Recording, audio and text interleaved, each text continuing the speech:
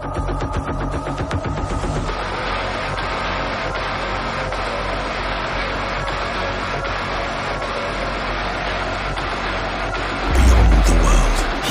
atop a throne of skulls.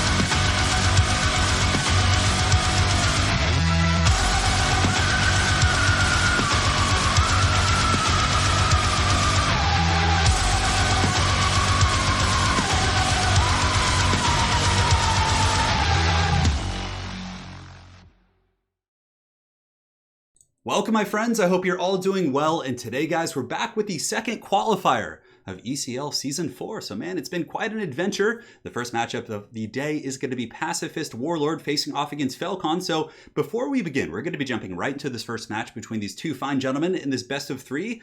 But let's begin by taking a look at the history, what's going on so far in this Season 4. So last week, we did have our first qualifier in which A-Move Hacker did qualify, winning, I believe, a 44-man tournament. It was pretty substantial for sure. So very solid victory. And of course, we have 7 more qualifiers here to go, including this one, of course.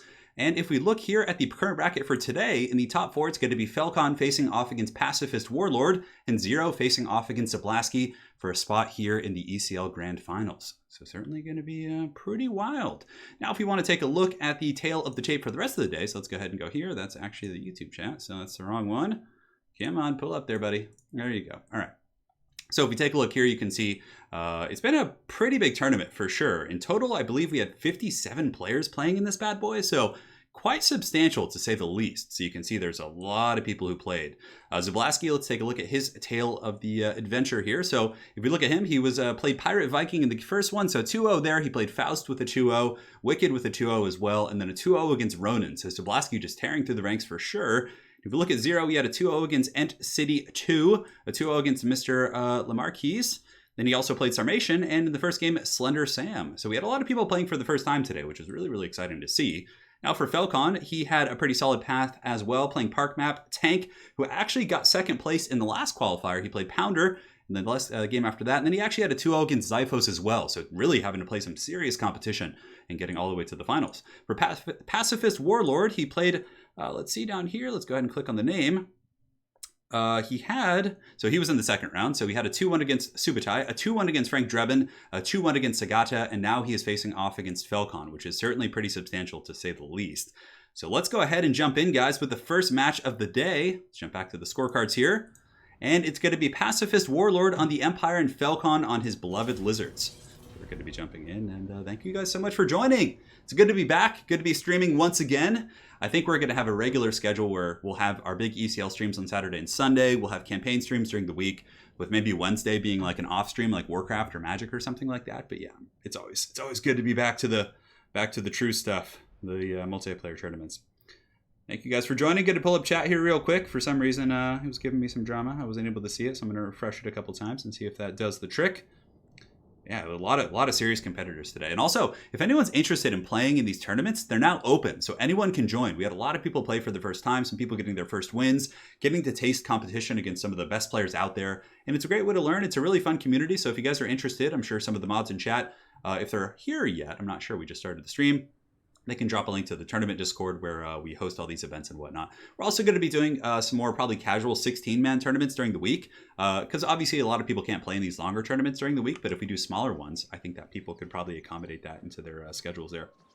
So now, as far as the army goes, let me go ahead and make sure the settings are all good. Everything's looking good. I don't sound like a robot. I don't believe I do. No, we're good. I don't sound like a robot. Nice.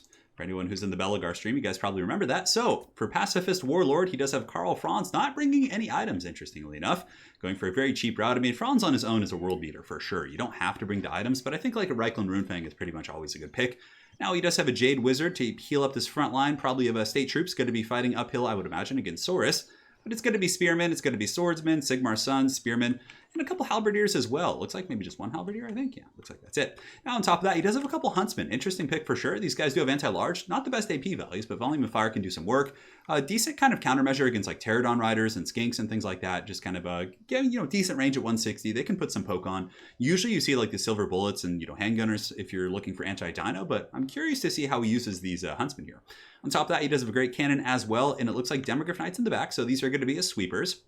Now to deal with the Skinks, he does have a couple groups of Empire Knights, it looks like. There's going to be one here, and Empire Knights are a great kind of push Skinks back kind of unit, right? And also they have 110 armor, so even against like things that will beat them, they're a good tar pit, which is really what the Empire needs to buy time for their missiles and their big hitters up here in the sky like Franz. So 2 Empire Knights on the flanks, a couple Pistoliers as well to kind of give him some control to the battlefield. Granted, it looks like Felcon is more than prepared. So if we look at Felcon's forces, he does have a couple of Chameleons up in the front. A very, very solid counter against the Pistoliers and Outriders. They have pretty good range at 80. Pistoliers have 80 as well, so they can pretty much out-trade Pistoliers all day. They do have that 40% missile resist, if I'm not mistaken. On top of that, a bunch of Saurus going into the Sunset, cohort of Sotek, a bunch of Javelins as well. In the tree line, we have a Slan Mage with high magic, so he's going to be doing Apotheosis, Hand of Glory, and he does also have Tempest to lock down Franz, and he has a Wind Blast as well, so double caster coming in from Felcon. In the back, he does have Coldwind Riders, and it looks like a the dreaded Feral Carnosaur lurking as well to bring some dedicated kind of single entity anti-large. Coldwind Riders across the belt, though. Obviously, Coldwind Riders will outtrade Empire Knights. They will lose the Demis one-on-one, but they honestly don't really do bad considering the circumstances, so really nice army here for sure. Let me make sure. Oh, start whenever.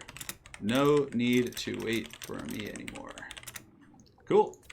Let them know they don't need to wait for me and they can get this battle underway. Very excited. Always fun to see the Sons of Sigmar, but of course I do enjoy myself some nice Lizardmen play as well. Felcon's definitely going to have to be the aggressor here. The cannon is going to be a kind of a clock that he has to beat. I would imagine the cannon's probably just going to shoot at Coldwind Riders. It can go after the Feral Carno. The Carnosaur, though, I think you just shoot with the Huntsman probably and Karl Franz and get those good engagements. So immediately Felcon is going to be getting the upper hand ever so slightly here in the skirmishing, taking out a single Pistolier.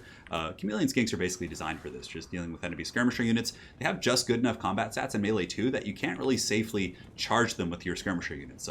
Things like Illyrian Reavers might be able to take them, but Pistoliers, it's going to be a tough one because they have poison and melee. They have 24 melee defense, 25 weapon strength, pretty decent combat stats for those little buggers. Now here, a bit of a dangerous situation here. It looks like a Pacifist Warlord may have overextended into a Tempest. So the Tempest is going to be coming down, doing some good damage against Franz. Not too much follow-up though. It looks like the Skinks are coming over here. They're going to poke. It's not going to be the end of the world. Granted, that Tempest lasts a really long time if you overcast it. And I mean, taking that much HP off Franz is super valuable. Like I said and have said in many casts, Franz is very much a glass cannon. So taking this kind of damage on him early really sucks. He's going to have to use a regrowth like right away to get that bad boy back online. Now, as far as the cannon trading goes, it looks like the cannons have been shooting into, I can't even tell, it looks like maybe some of the Colden Riders here have taken out some pretty good models here. You can see these guys getting worked down, but Pacifist Warlord needs to get back with Franz. Really nice Wind Blast coming in from Falcon. So brutal. Those guys were like moving. Oh, and those halberds just got wrecked. That is brutal, because now what's going to happen is the Empire is going to lose these halberds, they're going to lose these Empire Knights, and they were really banking on those halberds to hold with their anti-large against this onslaught here, but now they're going to be losing a lot more, and suddenly it's looking like Falcon is coming off to a very, very nasty start. Now, he is committing to this fight even more. I don't know, at this point I might fall back with my Imperial troops and try and reform ranks somewhere, maybe pull some halberds from the other side of the map to try and help out here, because this is a losing fight for sure. He's sending in Demogryph Knights with halberds, shield of the old one is down as well. And I guess he's just committing. I mean, maybe with Earthblood, he's going to be able to punch back. Obviously, the Demis will perform relatively well against the Colden Riders, but there's a Carnosaur in there. There's lots of scary stuff. And you can see Franz is just so beat up. Now, the Earthblood is healing him up. Halberd's unfortunately terrified and then broken immediately. Empire Knights are holding pretty well here, actually, against the Colden Riders. But that is the group of Colden Riders that took the firepower from the cannon. Now, if we look across the rest of the battle lines, Falcon is able to sneak some skinks through the battle lines, jumping onto the Huntsman here, and these skink cohorts with javelins are going to be coming in as well. So Empire Knights in the back, though, doing a decent job, cycle charging some Saurus, slamming into the back of the cohorts.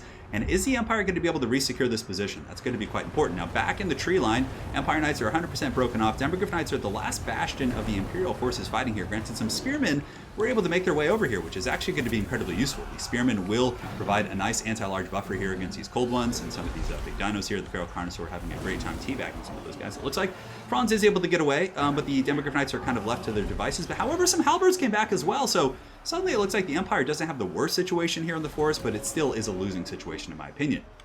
So some Colden Riders here, going to be trying to snipe out the Jade Wizard. Franz is coming back here to help as well. Huntsmen are engaged in combat here by some Chameleons, which is unfortunate. So it looks like both Huntsmen are shut down. He really needs those Huntsmen right now to drop some nice bombs here on those Colden Riders. Beautiful banishment going down to the back as well, or in the front lines, I should say. So the banishment does hit those halberds. They're shaken, but not 100% broken off. Looks like they're still going to be holding for a moment. But Franz is just getting worked on, even by these Colden Spear Riders. They have anti-large, they're rampaging. 39 melee attack is really good.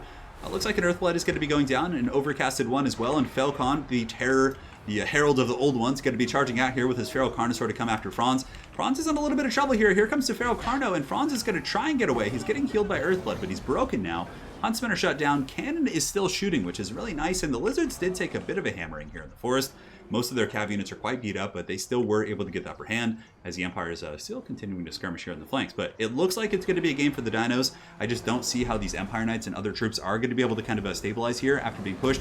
And the Wind Blasts have been pretty good. That one was a bit of a miss, but nonetheless, the Wind Blast play, breaking those halberds on that initial onslaught was so good. And, you know, that's why you bring it, right? Wind Blast is so cheap and so cost effective against the state troops. And I really like the Tempest play as well, being able to shut down Franz, Toddbringer, and those guys are really, really common picks in this matchup. Sometimes you'll see Marcus. He's pretty good against large targets, but for the most part, you know, banking on countering things like Franz, it's worth it, right? You still get a heal out of this line, and you have Wind Blast as well, so it's not like an all-in commitment.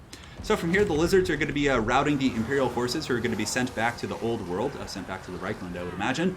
After their failed expedition here in Lustria, you can see a couple of brave spearmen and cannoneers still fighting, but it's looking pretty grim bones for those guys. Now up in the front, we have swordsmen and spearmen fighting against Saurus. A couple of pistoliers in the back are online, but here the Jade Wizard goes down, and I would imagine it's only going to be a matter of seconds until Falcon is able to secure game one in this best of three. So we'll see if he moves on after the next match. We'll find out. It is a best of three, so again, there's going to be at least one more game, potentially two more, depending on the circumstances. And it looks like these Sigmar Sons, these brave, brave soldiers of Sigmar, are going to be the last ones fighting here, but it is indeed a lost cause. So very well played, a solid game one, very, very good Lizard performance. I know a lot of people often say, at least in my chat, that Lizards are weak, but they are most certainly not. I think the Lizards are a top-tier faction, and he showed us why. So very well played there, so let's go ahead and update the scoreboard. It's going to be 1-0 for Falcon so far. And again, best of three showdown.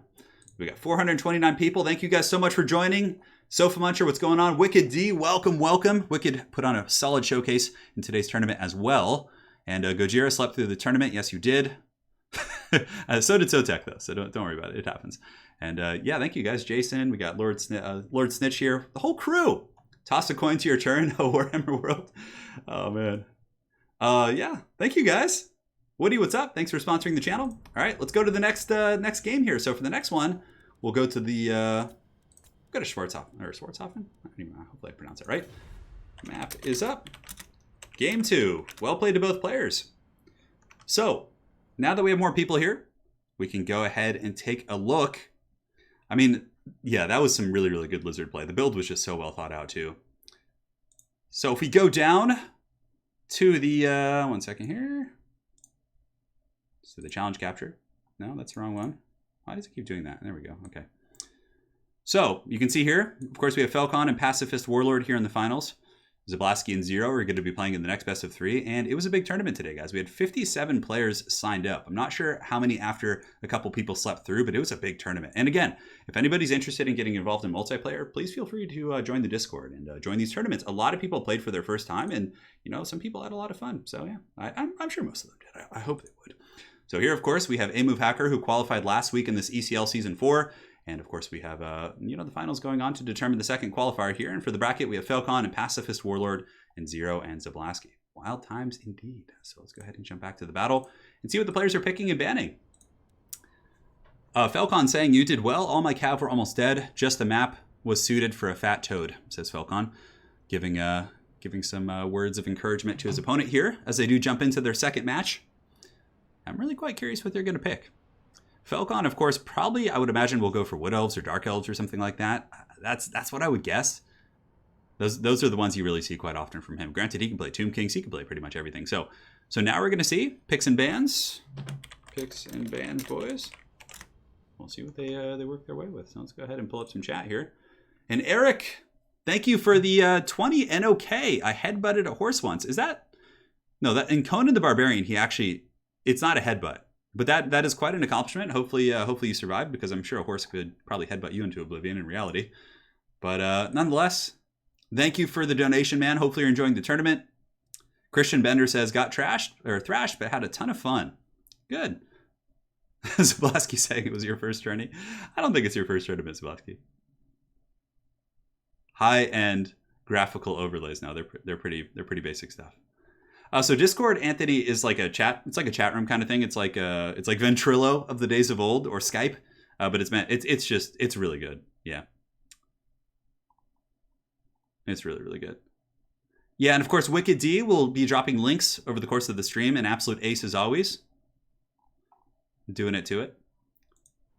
Yeah, it was a camel in Conan. Yeah, it wasn't a horse. All right, so for this one, we have Falcon going for his beloved Avalorn, and we have Pacifist Warlord going for Norska. Looks like Falcon has the build preset, so it looks like he was pretty ready for this one for sure. But Avalorn is basically like just the better High Elves, because you get access to Dryads, which are a super cost-effective front line. One of the weak points of the High Elves in general are their infantry, in my opinion. I mean, Spearmen are, they're just, I don't know. The High Elf infantry kind of, it's a little bit tricky. So being able to get really cheap, cost-effective, probably some of the best like tier 1 or kind of low-tier infantry in the game in the form of Dryads is so damn good. And of course, like the only punishment is you can't bring Tyrion or Teclis really, like in a Lithanar, but who cares? You have the Pigeon Queen, who's probably the best lord anyways for them. So, it's a pretty good trade. And Pacifist Warlord, of course, going to be on Norska. Now, as far as this matchup goes, it's a tricky one. I actually like Marauder Champions quite a bit. Falcon says, I have my favorite unit of the game. Hope he's not going to disappoint me like always. Now, favorite unit of the game, I would imagine it's some form of a dragon, like a Star Dragon.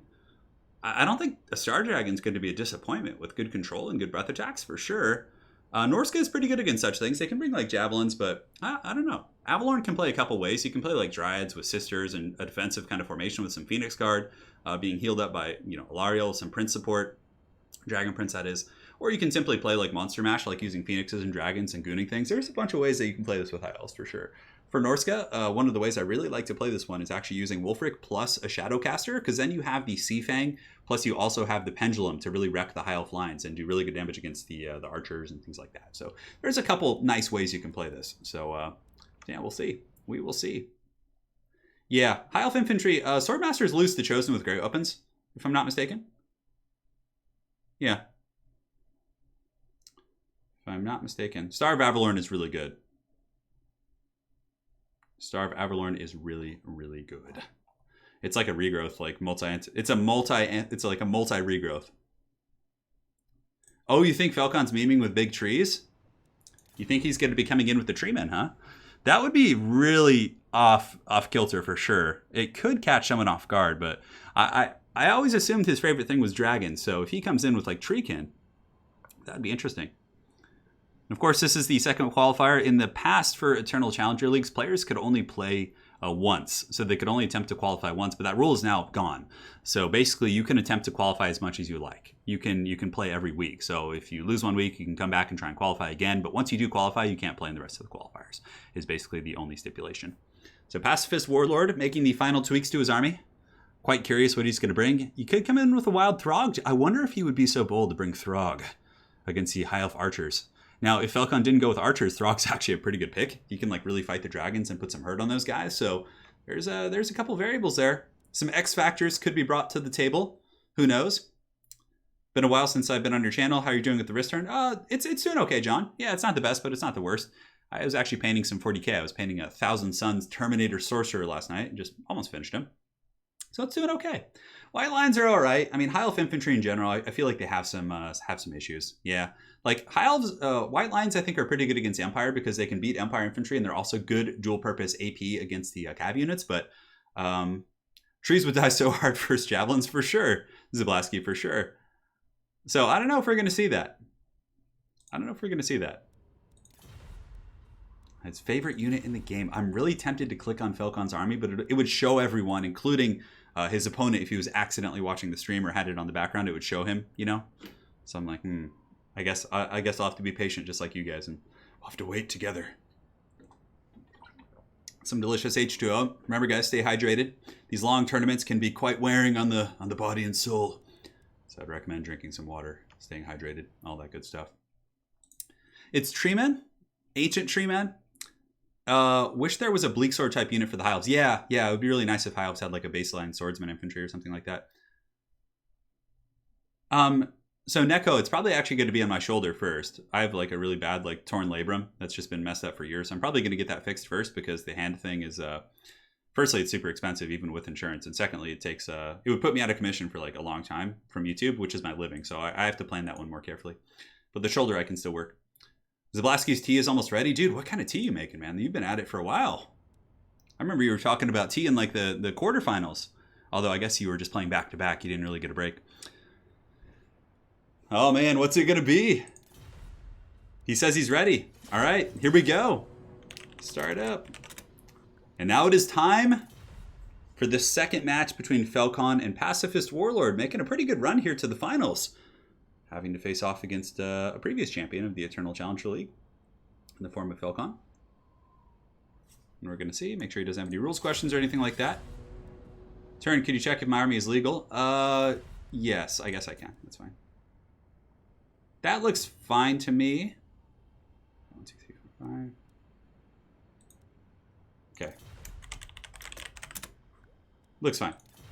Yeah, I'm pretty sure it's good. I don't see any single entity breaks. He doesn't have more than 5 of any particular unit. He's got... Yeah, he's totally fine.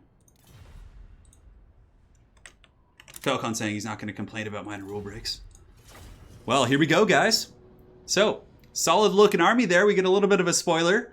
Now, how will that army do against Treekin? Is the question. And that's the looming question that everybody here in chat is concerned about. The Marauder Horsemen could put some poke on him, but those guys are tanky with their physical resist plus Ilario's healing. I don't know if that's going to be enough. Now, Skin Wolves, Wolfric looked like he was on a mammoth based on the cost of everything, so that is something to consider. Some wild factors here. I always like this map. It's like open, it's simple, it's kind of like has that cool vampiric look to it. As the players do load in here for their second match. Very quick load times from these two fine gentlemen here. All right. So, yeah, it's dragons. Yeah, come on.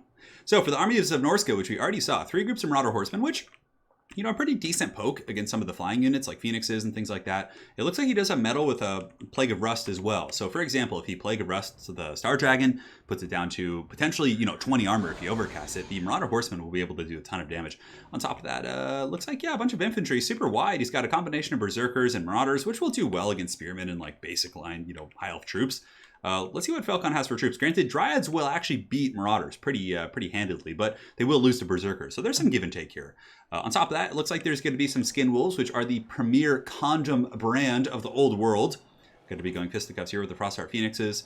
Lariel plus this big old Star Dragon up in the sky. In the back, 3 Skin Wolves, Wolfric on a Mammoth, Metal Caster is going to be rocking Just not the final transmutation all in, but rather he's going for piercing bolts to just get steady damage and Plague of Rust to synergize with Skin Wolves. Skin Wolves don't have the best AP, but again, if you Plague of Rust like one of these Phoenixes or these dragons, for example, the Skin Wolves will do a lot more damage. It's a little bit tough to time it, but oh no, not like this. So for Falcon, he's got 3 groups of Reaver, Archer, Cav. Okay, good, he repositioned. I was like, that would have been really... It's still going to suck because the Reavers are going to tear this guy apart, but he's got 3 Reaver Cav, which are a great countermeasure against Marauders. They beat them in melee combat with our martial prowess active, and on top of that, they can outrange them. It's actually a really good pick. Pretty good against Skin Wolves as well. I love it. On top of that, he does have a couple Dryads, some Spearmen, the Fireborn in the back, Star Dragon, a Lariel, the Pigeon Queen up in the sky, and it looks like a Frostheart Phoenix as well.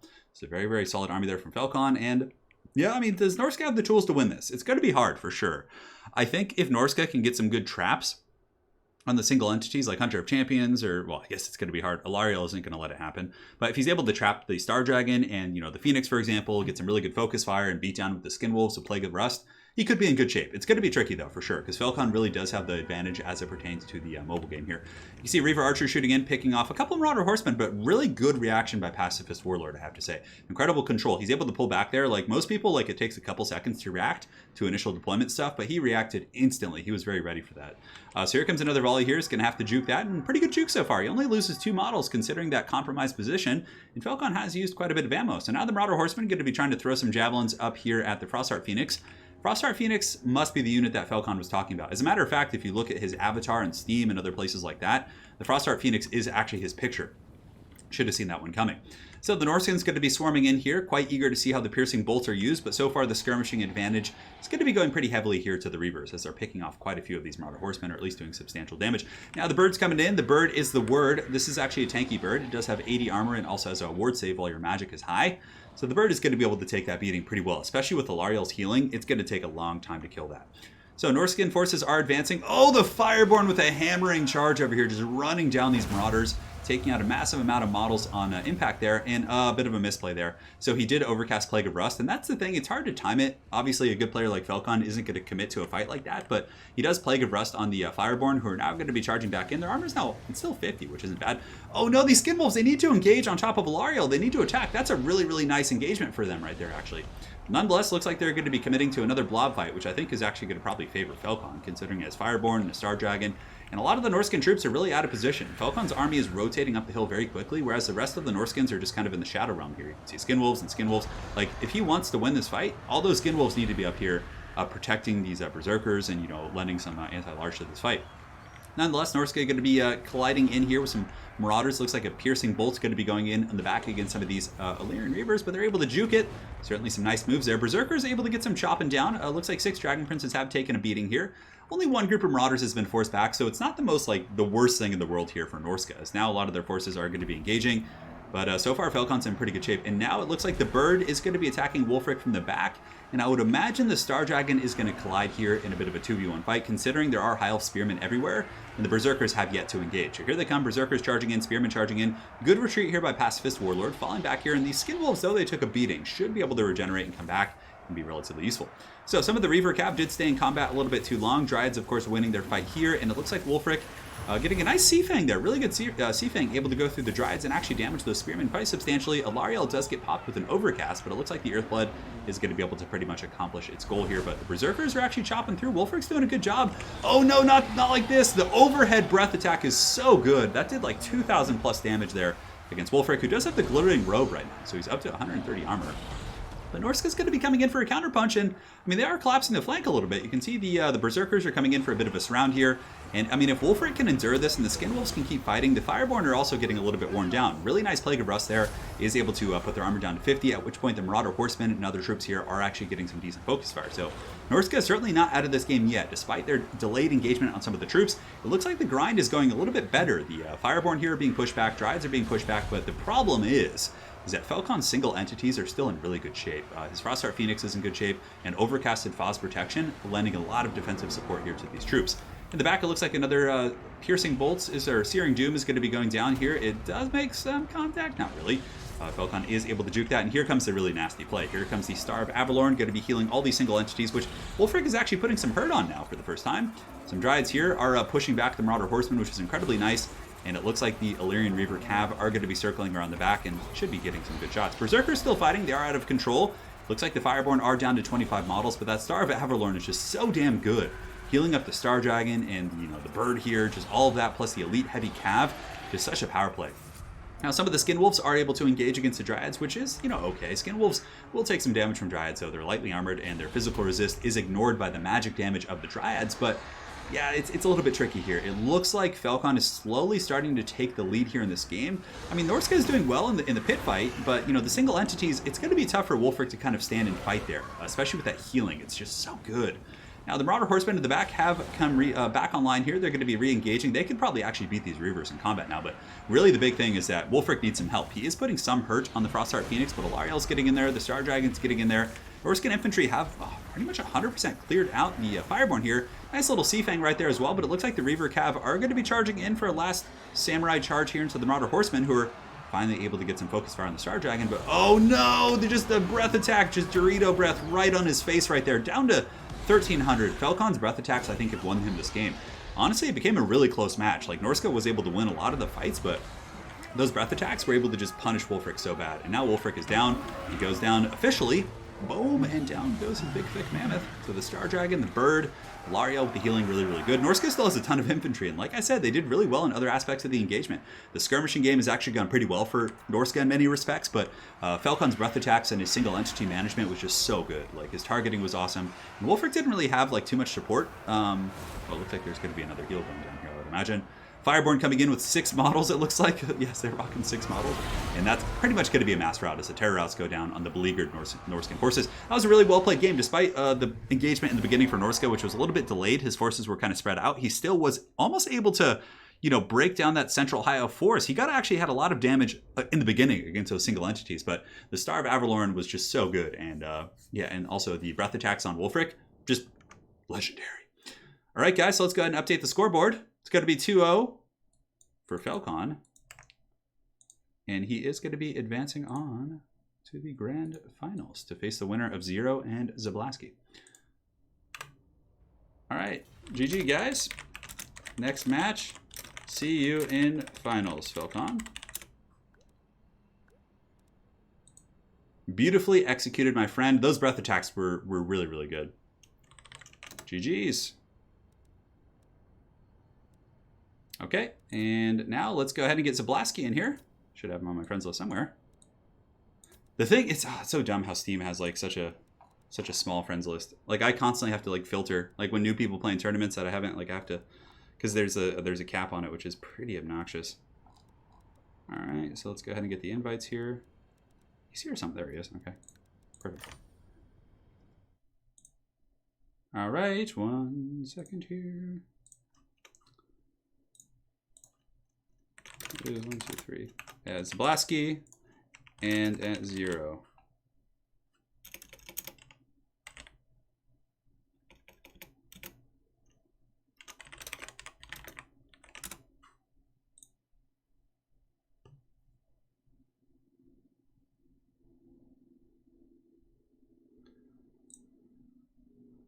All right. And here we go.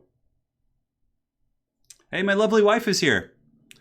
She arrives in the second best of 3. So Zablaski's in, just waiting on 0 right now, and when he gets in, we'll get rolling. Welcome. You got to update the nameplates as well. 1 sec, guys. We're going to be jumping back to the scorecards here. So Zablaski is going to be on this side. And then we're going to have 0 on this side as well.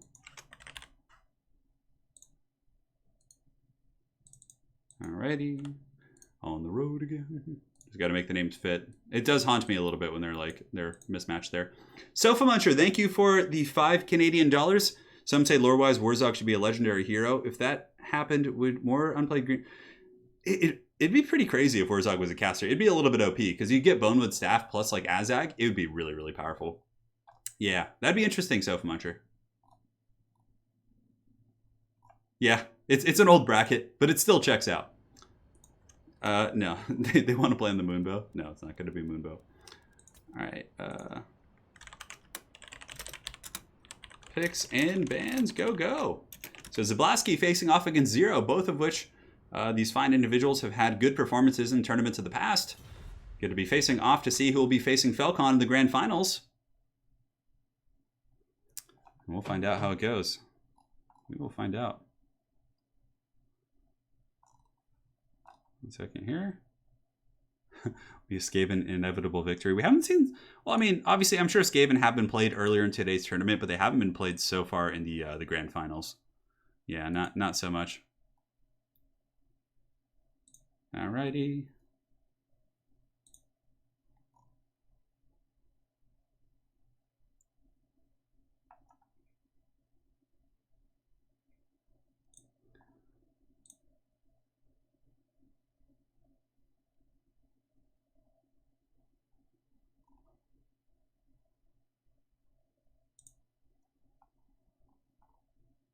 Okay, guys, just checking some settings here. So it looks like in the first game, Zablaski is going to be going Wood Elves. And he's going to be banning Skaven and Tomb Kings. Interesting. And then Zero is a Chaos main as well, actually. So this is going to be interesting. There was kind of a school of thought for a long time that Chaos and these very heavily armored, heavy cav factions with like Chaos Knights and things like that were very good against Wood Elves. They had trouble, right? Because Wild Riders on paper do struggle against those type of units. However, we've seen since then, you know, with people like Zablaski and of course like Zyphos, they have been able to deal with that. So I'm quite curious to see, coming from a Wood Elf main facing off against a Chaos main, this is like the pinnacle of both of these schools of play here, right? So we're going to get to kind of see what they end up going with, which should be quite a bit of fun. Yeah, no drama there. Hey, Turin, at some point, can you make a vid on how to use various Warhammer cavalry? Been having a hard time playing with and against them. Sure, man. Yeah, I'll do something like that. I'll probably plan a lot of my guide videos for, some point when there's like, game 3 comes out or something like that to catch like a big net of people like who are interested in the game. But we'll see. We'll see. All right. 1 second here. Perfect.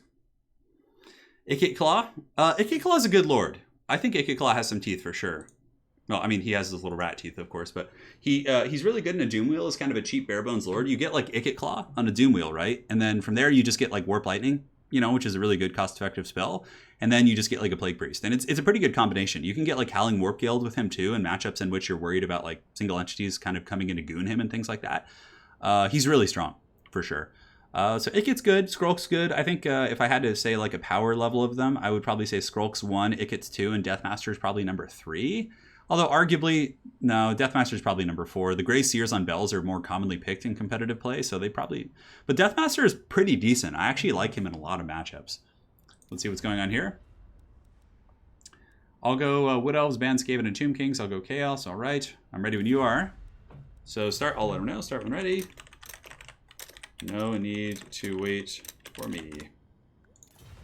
Cool. We're going to be on the Chaos Wastes. So for some reason, the Wood Elves have decided to make their way up to this Forsaken Realm, which is, man, it's pretty interesting. I was reading the Gotrek and Felix books, and in one of the books, they actually go to the Chaos Wastes, and it really, like, puts it in perspective about how gnarly it is. Like, even just breathing in the air there, like, literally, like, turns you into a Chaos monster if, like, you're there too long. So, yeah, it's wild, for sure.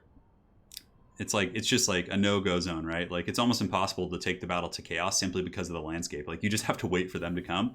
And the Chaos Wastes, like, every time Chaos, like, grows in power, the scary thing about it is that it expands, like, southward. Like, it grows a little bit further out and, like, sucks in more, like, holds and kingdoms. And, yeah, and then it's just, like, it's, like, literally, like, a contaminated, zone.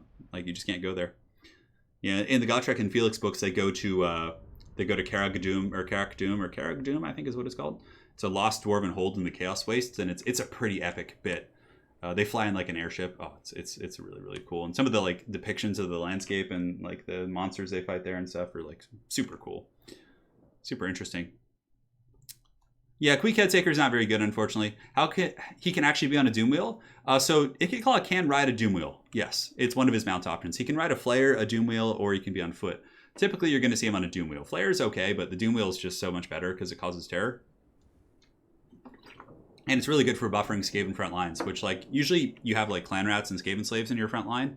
And the Doom Wheel is going to be the equalizer that allows your front line to actually, like, do well against your opponents. So, yeah, There are so many schools of thought, but Skaven are a top tier faction in my opinion. I think they're really good. Great lord choices, great units. Like their missile units are super powerful. Their artillery can be pretty good situationally. What makes me a little bit sad is you don't see like play clock catapults anymore. I used to love using those when the game first came out, but I just feel like they're usually just not good anymore. Nah, it's a shame. All right, guys, so here we are. It's going to be Zablaski on the Wood Elves facing off against Zero. IOW, Zero, who's going to be on the Forces of Chaos. Very, very excited for this game. And we are indeed going to get to see that. Oh, this is so awesome. It's going to be just a legion of Chaos Knights facing down a horde of Way Watchers, it looks like, and Wild Riders. Oh, this is like the theory we were just discussing, that whole school of thought. This is like exactly that, which is great.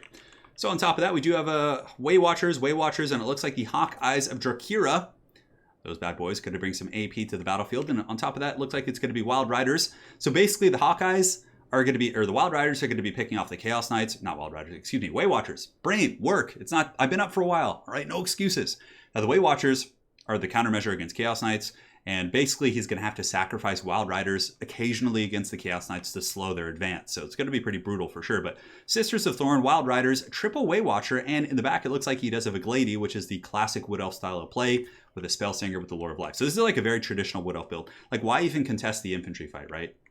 So for Chaos, it's going to be Marauders, which is a great pick. A good screen. They can absorb Way Watcher ammunition. No complaints there. Mirror Guard. Oh, and he also has the Demon Spew. Very interesting. So these guys are interesting because they're very fast. When their Frenzy's active, they do get a little bit more speed, if I'm not mistaken. No, they're actually just at 46 speed there, but they can actually catch Way Watchers. Normally, Way Watchers are faster. They have 40 speed, but the Demon Spew can catch them. Pretty neat stuff. 3 groups of Chaos Knights, Kolek Sun Eater in the back, and it looks like he does have a Chaos Sorcerer of Shadows and a couple Hounds as well. A really good Chaos army. Very, very well equipped to pursue this army, but again, Zablaski's army is well equipped to deal with this as well. It's just going to be super micro-intensive for both players. Very much a game of cat and mouse.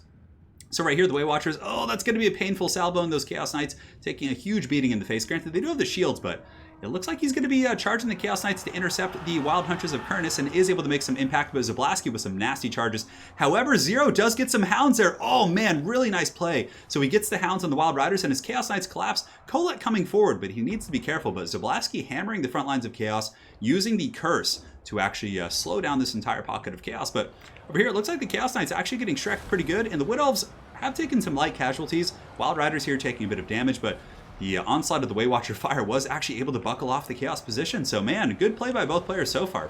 Ammunition is also really important when you're playing the Wood Elves here, but so far I would say that Zablaski has gotten some good value against the Chaos Knights, but the problem being is that they're going to come back, and the Poison Hounds are also trapping down these Wild Riders. So the Poison Hounds, if microed correctly, should be able to chase those guys off, and I'm sure Zero will be more than capable of doing that. Now back here, just like I said, basically the Wood Elves have to sacrifice cav units. They have to just throw in a Sister unit, throw in a Wild Rider unit to buy time for the Way Watchers, because otherwise the Chaos Knights are just going to ride you down and be able to take out like the Hawkeyes and those other units. But Chaos able to do pretty well here. Kolek isn't being focus fired. It looks like the Way Watchers are going after Chaos Knights, which is probably smart. The Chaos Knights have 73 speed, Kolek has 87, but a single Pravenoth Rema and a couple Way Watcher volleys would be probably more than enough to deal with Kolek. So the Hordes of Chaos advance onward. This is such a cool looking shot, just Chaos Knights and Hounds charging forward. The Wild Hunters of Kurnus are going to be going into fight. So they charge the Chaos Knights, and the Wild Hunters are pretty beastly in melee. They get an overcasted regrowth. They're going to be tanking it like champs, and they do also have bonus for Large, so they can actually put some hurt on Chaos Knights. Not so much. The 120 armor is really, really nasty for sure, but nonetheless, we'll see how it goes. So the Wild Hunters are able to get out really, really good hit and run there from Zablaski. He pushes in, he takes out the Hounds, he halts the advance, now he's going to be pulling back. Way Watcher is going for Kolek now, maybe, it looks like. No, it looks like Loose Fire going mostly into the Chaos Knights. Okay. So over here on the flank, we have another fight as well. Chaos Knights are engaged here against the Sisters of Thorn. They're actually wavering for some reason. I'm not really sure why. Perhaps some... Oh, that explains it. Way Watchers are rotating some fire here into the Chaos Knights as the Marauders fight as well. Shadowcasters coming back from the periphery of the battlefield. And the Demon Spew are actually able to get in there as well with the Mirror Guard. So the Demon Spew have engaged against these Wild Hunters. A couple of them do get trapped down here. And the Demon Spew, oh, this is actually really bad for the Wood Elves. The Demon Spew have gotten back here. These Nurgle Afflicted Forsaken are going to be able to, chase these guys down and potentially do some serious hurt. And I don't know if the Wood Elves have the peeling elements. They just use the net back here to halt the advance of the Chaos Knights. And oh no, Kolek takes his caster to Pound Town. So Zablaski's caster just gets pounded by the Sun Eater here. And now there's Marauders, there's Demon Spew, there's a ton of infantry amongst the Way Watchers, which is really scary. You still have the Mirror Guard coming in as well. Zablasky has some beautiful ammunition conservation, though, for sure. His ammo's around half with all of these guys, but the onslaught of Chaos here, just the pure aggression. And also, if you look in the back, there's 27 Chaos Knights. There's Poison Hounds back here. Zablasky's caster is going to get chased off the battlefield. Marauders and Demon Spew are very aggressively chasing down the Way Watchers. And Kolek is just going to have a field day now. It's going to be very, very tough for the Way Watchers to get that efficient focus fire here. So we'll see how it goes. So very good play here. I agree with this. Pulling Kolek from this engagement back here and starting to chase down some of the high value assets. The horse here, or I guess whatever the steed is, the Glade Lord. Oh, and it takes a blow from Kolek. Forsaken are just putting so much pressure, getting a little bit halted here by the Glade Lord. But if they keep chasing those Way Watchers, I think he's going to be A-okay. And the Mirror Guard are going to be so tough to take down as well with their silver shields. That's a lot of meat. Nice Way Watcher focus fire here from Zablasky. Some, kind of last pushes to try and get back in this game, but I feel like the Eternal Tide of Chaos is just pushing in. Hound's able to get the caster. There's more Chaos coming. There's Hounds in the back. There's so many elements here for Chaos, and the Wood Elves are literally being pushed into the corner here by these Nurgle Demon Spew as they push in with their high speed, and Kolek's right on their tail. And honestly, he's running out of places to run. A really nice Pravenoth Rima, though. Able to lock down Kolek for a second, getting a little bit of focus fire. You can see the bounce power may be affected by this, but Kolek's a pretty meaty boy, and they're not able to really sit and shoot. A lot of the models here are being attacked by infantry, and there's just so much chaos coming in here. And that's going to be game one, going for the forces of the Dark Gods. Man, well played. Well played to both players, but that Chaos Rush was very, very intense.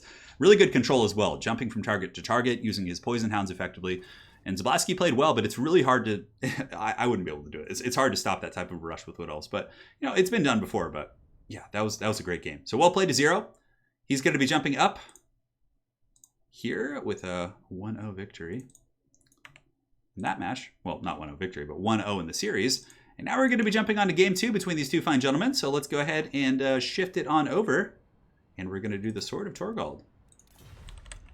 Zablasky says definitely when it went too aggressive, should have waited. So he's saying that his initial charges in the beginning were a little bit too aggressive and that he should have played more kind of counterpunchy, which I do agree with that in retrospect. At the time, obviously, it looked really nice, like he was doing some good damage, but in retrospect, it does seem like that would have been a wise decision. Picks and bans. So both players have played their main faction. I would imagine Zablasky is simply going to go to another elf faction. Do you have stuff to drink? Yeah, I'm all good, sweetheart. Do you want tea? No, I'm good. Thank you, darling. Lovely Lady Turin stopping by, as always. Zero, looks like he's a Chaos Man. Norska does have a somewhat similar playstyle, so he is going to go over to Norska, it looks like. And we'll see what Zablasky picks. Probably Dark Elves, I would imagine. Dark Elves have some good tools against like Norscan armor and Norscan monsters. Especially with Scourge Runner Chariots, which, oh man, I'd love to see Zablasky use those. That'd be really fun. All right, so 1 second here. I'm going to pull up chat. GG indeed. Wow, those Forsaken actually did a good job. They did. They're decent. The Demon Spew have much better stats, and the AoE debuff aura is really good. Behind you says, look how they massacred my boy. That's what everybody was saying about Luke Skywalker in Star Wars.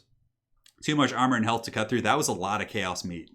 That was a lot of chaos meat for sure. And I cannot wait in game 3 to get like, oh, man, I hope we just get like all the cool chaos demons, like great and clean ones and just all this big scary stuff. Life is good, my friends. Life is good. Can we have tea? I know. You guys all want the tea. I hope to see some Dawi. If I was playing, I'd play some Dawi. Irish up the tea, though. I don't know. I probably wouldn't be able to cast terribly efficiently if I was drinking. Norska, and he's banning Dark Elves. Oh, great bans. And Lizardmen. And Zablasky going for Tomb Kings. Tomb Kings have a good matchup here, I think.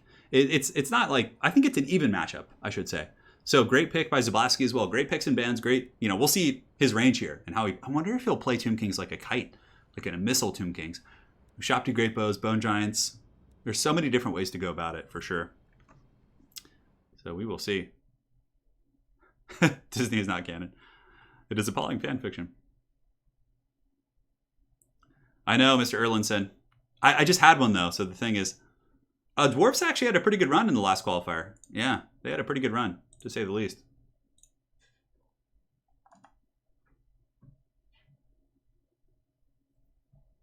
Let's see.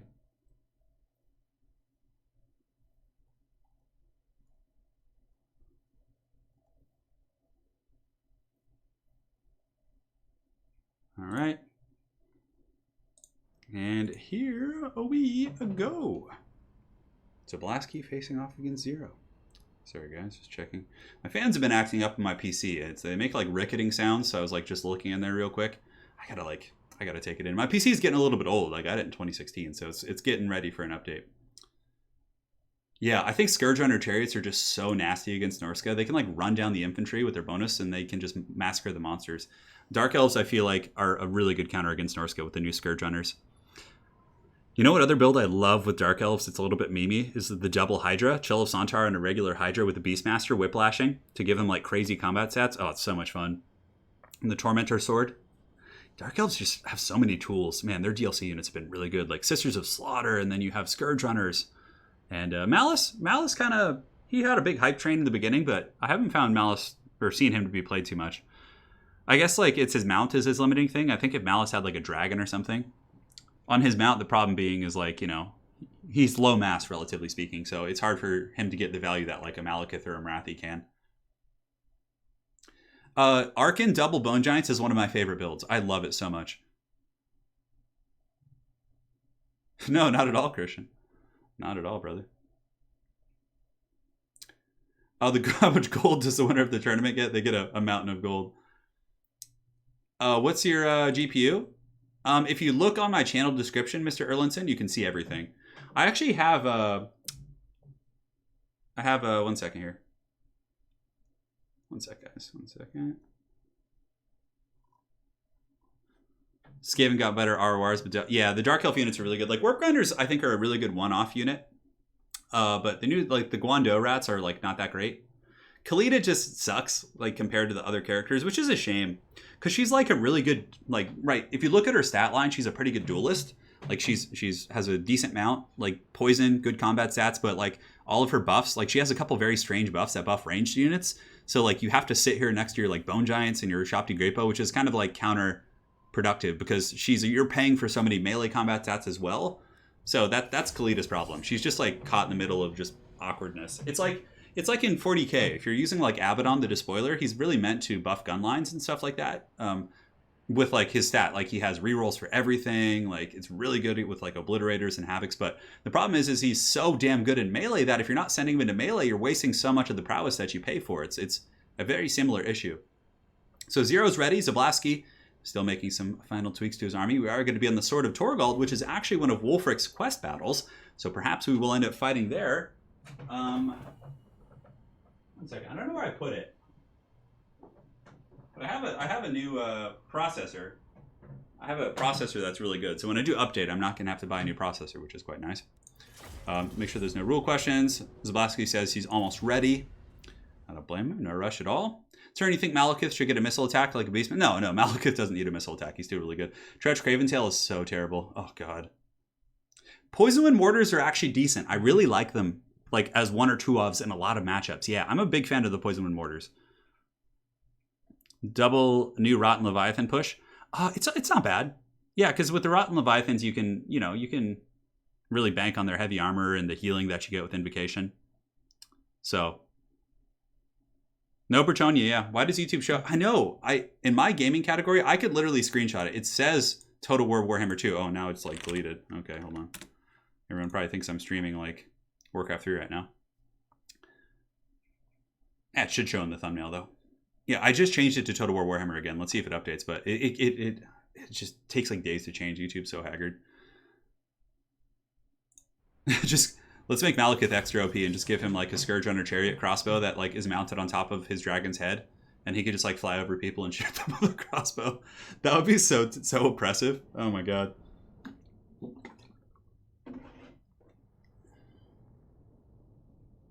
All right, guys, here we go. Sword of Torgald. It is time. Let there be a reckoning. One of my favorite maps. Interestingly enough, though, about the Sword of Torgald is there's a bit of a bug for me. Whenever I load a replay from this map, it lags like super bad. I don't know what it is. It's just this map, too. I'll have to try again because it's one of my favorite maps, actually. So, guys, we have Tomb Kings versus Norska. Probably going to see some Ushapti Grapo, I would imagine. There's a couple ways Tomb Kings can go about it. You can go Monster Mash if you want to. You can go with like double Tomb Scorpion, Necrosphinx plus like Ark in the Black on a Chariot, which I think is really strong.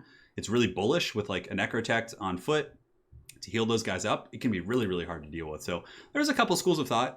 Or you can go Shopti Grapos with like Nahakar Horsemen for battlefield control to deal with these skirmishers from Norska. There's a bunch of ways, but I don't know. And for Norska, I mean, you can rush in them, just do bull rushes with trolls and berserkers to cut through the tomb guard and things like that. There's a bunch of ways you can go about it as well. So it's a pretty dynamic matchup is basically the point I'm trying to make here. So we'll see what these two fine gentlemen bring. And of course, the winner of this series will go on to face off against Falcon. And when do we get to see more Belagar adventures? Probably tomorrow. Yeah, tomorrow or Tuesday. I'm not sure.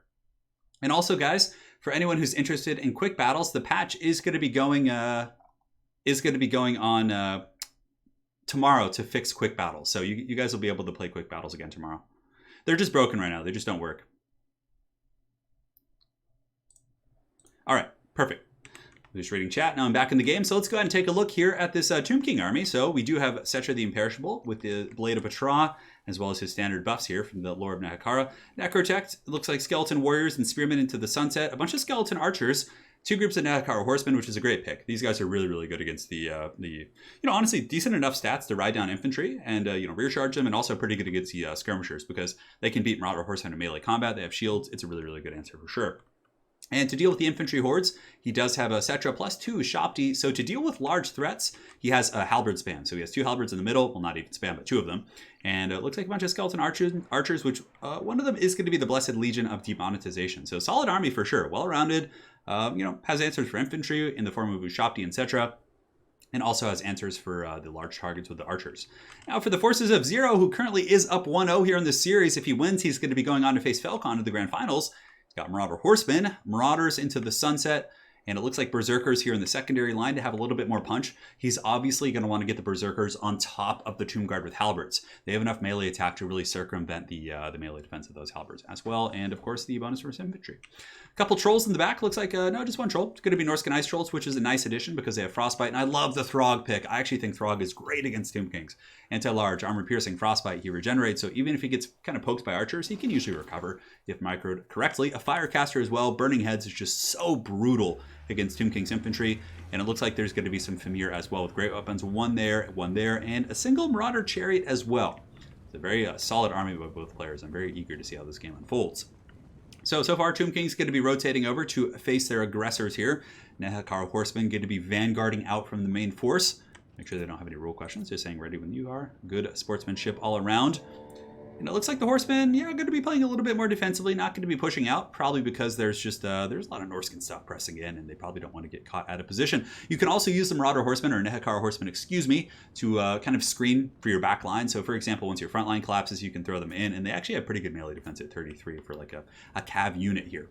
So Archers looks like they're scooting up. I did see an attack order go down on the Marauder Horsemen, but I'm sure Zero will be able to juke that, and he is able to juke that volley very effectively. So those Marauder Horsemen, savvy veterans of many skirmishes and raids, able to dodge that incoming Archer fire. So Zero, in the meantime, going to be circling the flanks with Marauder Horsemen, which again will be easily crumped here by the Nehekara Horsemen if they do actually get into combat. But the Marauder Horsemen are much faster, if I'm not mistaken. 90 speed against 78, so the speed advantage does lie in the Norskins. Now, it looks like this is going to be a good engagement, though, because here Zablatsky has some natural terrain in the form of this kind of hut here. So the Norskins, I mean, they're not even trying to go around here, but it does kind of provide a bit of a thing where he doesn't have to worry about being surrounded as easily. So a wall of bone and halberd here as the Tomb Guard kind of prepare. Archers shoot again. They 100% need to go after the Berserkers or the Famir. Those are both the choice targets. Oh, a Burning Skull! Man, this could be game right here. Oh, that's so bad! Oh, no! Oh, and it did so much damage. It just roasts those Tomb Guard. So Zablatsky did react just barely in time to save his second group, so that was really good, but still a very scary situation. So here Marauder Chariots do come into the front. Nehekara Horsemen are able to tar pit them and shut them down, which is a great play right there from Zablatsky, but nonetheless, that was a really good Burning Skull so far from Zero. And Setra needs to be careful to make sure he doesn't overextend, because Throg is really good against Setra, actually just in fisticuffs combat. So here you can see Throg is engaged in the front line. The Norskins are running, though. The Berserkers and company have been shreked by the Ushapti. Tomb Guards with halberds are crumbling, but oh, this is actually a little bit dangerous here for Zero. The fact that Throg is so overextended, like right now, if all of these archers here from Zablatsky started shooting at Throg, and Setra popped his blade and turned around, Throg would probably be killed, if not, seriously maimed here in this engagement.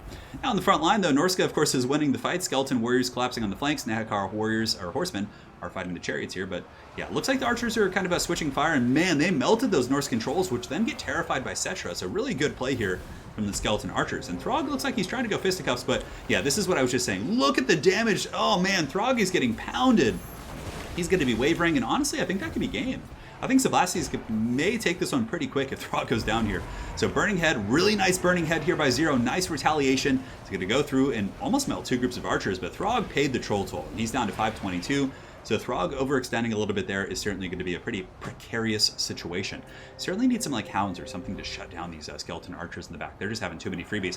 So Norske getting crumped in the front line pretty hard. You can see here the Norscan trolls or the Fimir are pushed back by the Ushapti and the Halberd front line with the Necrotech support keeping those constructs nice and healthy. Ushapti in the center are able to compensate for the loss of the infantry here, but honestly Zero's like not out of this game yet. If Norske can somehow grind down this Tomb King's infantry and isolate the constructs with like Fimir and just hordes of infantry, maybe, but it's going to be a tough one because the main issue is going to be their leaderless, number 1, and number 2, the terror route coming in from Cetra is going to be super impactful. Here in the back, skeleton archers are shooting in and going after the Fimir now, but the Berserkers are pushing in, and oh man, Zero might have a good opportunity here. If these Marauder Horsemen are able to shut down the archers, that would be a huge play, like huge. And also the Ushapti summon has been used here by Zablaski, so he's kind of popped all of his goodies there in that respect. Now the Marauder Horsemen in the back going to be charging in a lancing charge into the Blessed Legion of Demonetization.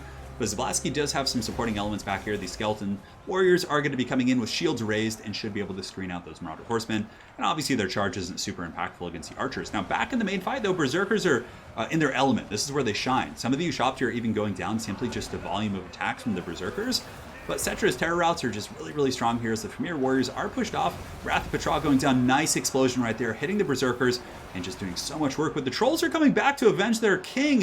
You can see the Norscan Trolls coming in to go after Cetra. Interesting. They're going to engage against Cetra, but they can be terror routed. Trolls have pretty terrible leadership, so we'll see how long they last against Cetra here. As far as buffs, Cetra is not currently buffed. A bunch of the Marauders and a bit of a mass exodus. Nice fireball going down right there from the Bale Fiend, and the curse has been procced from Cetra, hitting all of those troops, but guys, the Tomb Kings are looking a little bit bare bones here. The Marauders are pushing through. Man, that would be an insane comeback if the Tomb Kings were able to, or if the Tomb Kings dropped this game. If Norske was able to win it, that would be pretty ludicrous for sure. So these Ushapti here down to 6 models. The Marauders and the Berserkers are mostly enraged, I would imagine, up at their top tier of the enraged mechanic. Archers in the back have been shut down, and now it's really up to Cetra and these Halberds to win the game. And they're certainly very capable of it. If the Norscan Trolls and the Fimir get broken off by the Halberds, that will probably be enough to give them the game here. And you can see here, nice break right there. Norscan Ice Trolls are pushed off. Fimir with Great Weapons are coming in, trying to get a pile-in attack here against Cetra, but he is able to juke through his Halberds. And now you can see the Halberds right here are actually screening out the Fimir with Great Weapons and are able to keep those guys in check. In the meantime, Cetra the Imperishable going to be coming over here, freeing up the archers. Good play as well. Probably will get an almost instant terror out here on the Marauder Horsemen. I would imagine if they lose a couple models, so they're shaken. And are they going to terror out? They're thinking about it. They're like, do we want to be terrified? Not quite. So they are able to get back. And guys, we have a dead even balance of power. Suddenly, this is like a very, very tight game. And that's due largely to the fact that Norske has so many infantry left. You can see Marauders here. Berserkers are going to be the big issue, though. They're just buzzsaws, and they will make quick work of those Halberds. Now, if we look around the map, Marauder Horsemen coming back here. We have some Norscan Ice Trolls coming back, some Berserkers coming back in pretty much every direction. And these Marauder Chariots here, certainly going to be quite heroic if they can go down and shut down those archers. Yeah, this is actually a really close game still.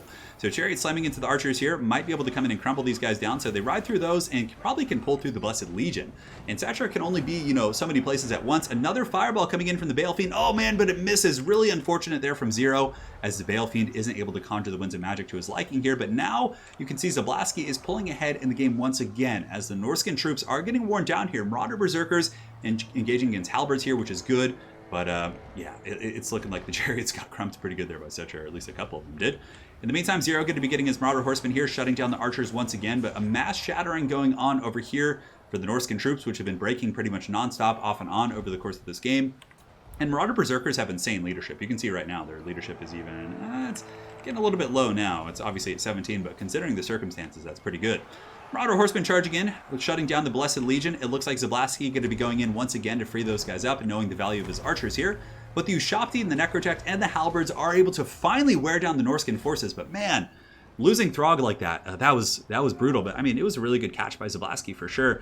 But it was still a close game. I can't believe he was able to fight that well without a Lord, especially against a powerhouse like Cetra. But here you can see the Fimir Bale Fiend is going to be going fisticuffs here, fighting against these Ushapti. But the Ushapti, Bale Fiend's actually a large unit, so their bonus for infantry doesn't apply. So they're going to be a little bit slow here. Zero charging back in with Marauders, not going quietly into the night. The Dark Gods thirst this day as the Chariots do charge once again into the Necrotech.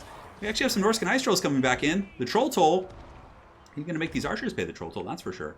I don't think there's any chance for Norska, though. I mean, maybe if the halberds got worn down, but there's 59 halberds left, and those guys have almost 50 melee defense themselves with the chevrons they've accrued over the course of this game. Archers here are shut down, crumbling. They're going to be going down themselves. Marauder Chariot doing its thing here, but the Balefiend, once the Balefiend goes and the leadership of Norska kind of, buckles under the pressure of the Tomb Kings here, I think that's going to be probably triggering army losses pretty quickly. Balefiend's a pretty powerful duelist itself. It has 400 weapon strength and decent stats with armor sundering as well.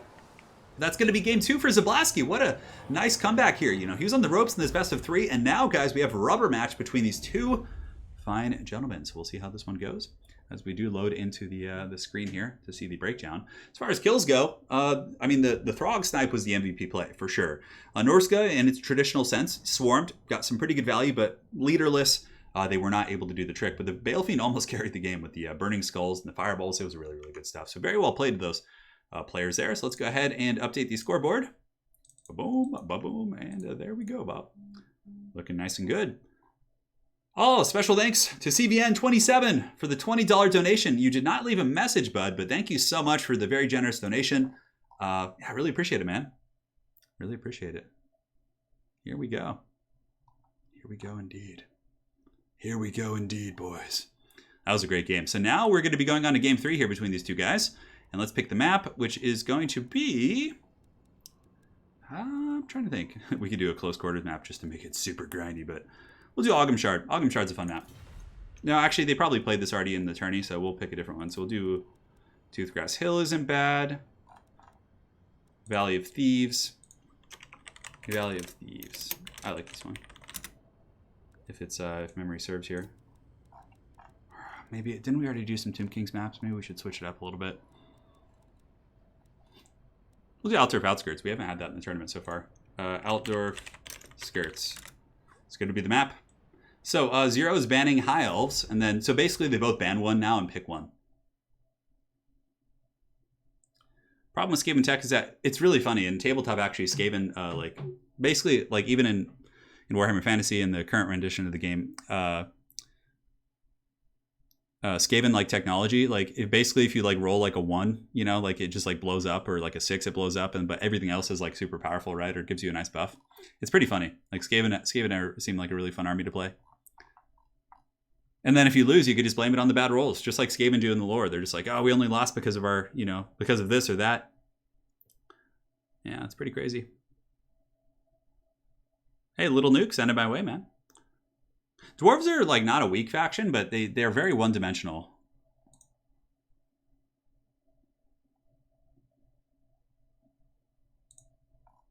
All right. Cool. Cool. So we have Zablaski picking the Lizards after the High Elves were banned, and now Zablaski gets to do his ban. He gets to ban one faction. So Zero's already played Norska. He's played Chaos. I'm curious what his third go-to will be. And Zablaski bans Vampirates, and Zero immediately just goes rock hard into those Dark Elves. Just no joking about. So clearly, he's got some skills here. We'll see how it goes. Perfect. They'll go Dark Elves. Perfect. So Altdorf Outskirts has plenty of places to hide. It's plenty of open field as well, though. So you can play pretty diverse builds on this map, which is kind of the staple of a good map. Then it kind of accommodates a multitude of playstyles. It has that whole forested kind of section near the walls of the city. And then, of course, it has the open landscape with a couple hills and little brief thickets of trees, which can provide some obstruction, but for the most part, you can get away with it. Now, Dark Elves here, this is kind of the classic Warhammer 2 matchup, right? You have these heavy AP faction facing off against a dinosaur-centric faction, but again, the dinos can go super wide with Saurus and trade very effectively, so there's ways for both players here to do well. And again, the winner is going to be facing off against Falcon, so for anyone joining today, let's go ahead and take a look at the bracket. Of course, we have some new faces here, so let's go to the letter. Last week, we had A-Move Hacker qualify. That was it last week or maybe the weekend before, but he's the first qualifier here of Season 4. I need to put Season 4 in here. I don't know where it went. You can see Deathmaster's eyes lurking under the parchment here. And in today's matchup, we had Falcon with a 2-0 victory over Pacifist Warlord. And now Zero and Zablaski are facing off here. You can see I'm reusing my Vampire Coast bracket. So, yeah, pretty funny stuff. And, yeah. What is a good way to get into multiplayer? Alex, if you're interested in multiplayer, we'll be dropping links to Discord and our tournament Discord.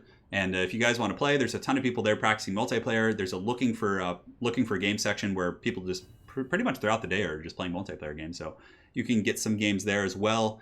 And yeah, Wicked, if you're still in chat, any other mods, if you guys could drop a link, it'd be much appreciated. Oh yes, the glorious Skaven. I have in Warhammer Fantasy, I have an Empire tabletop army. It's not painted yet. I'm mainly waiting for news on the old world stuff because I want to like when I find out like the rules for the new old or the coming back of Warhammer Fantasy, I'm gonna kind of decide what scheme I want to do my army and things like that. So but I have it. I have Karl Franz. I have swordsmen, handgunners, cannon, Empire Knights, all that good stuff. Got some Volkmar the Grim with his power. Volkmar the Grim actually is a really good model in tabletop. His model's pretty sweet. It seems like it's a newer one. It's like has this book and this like big cane.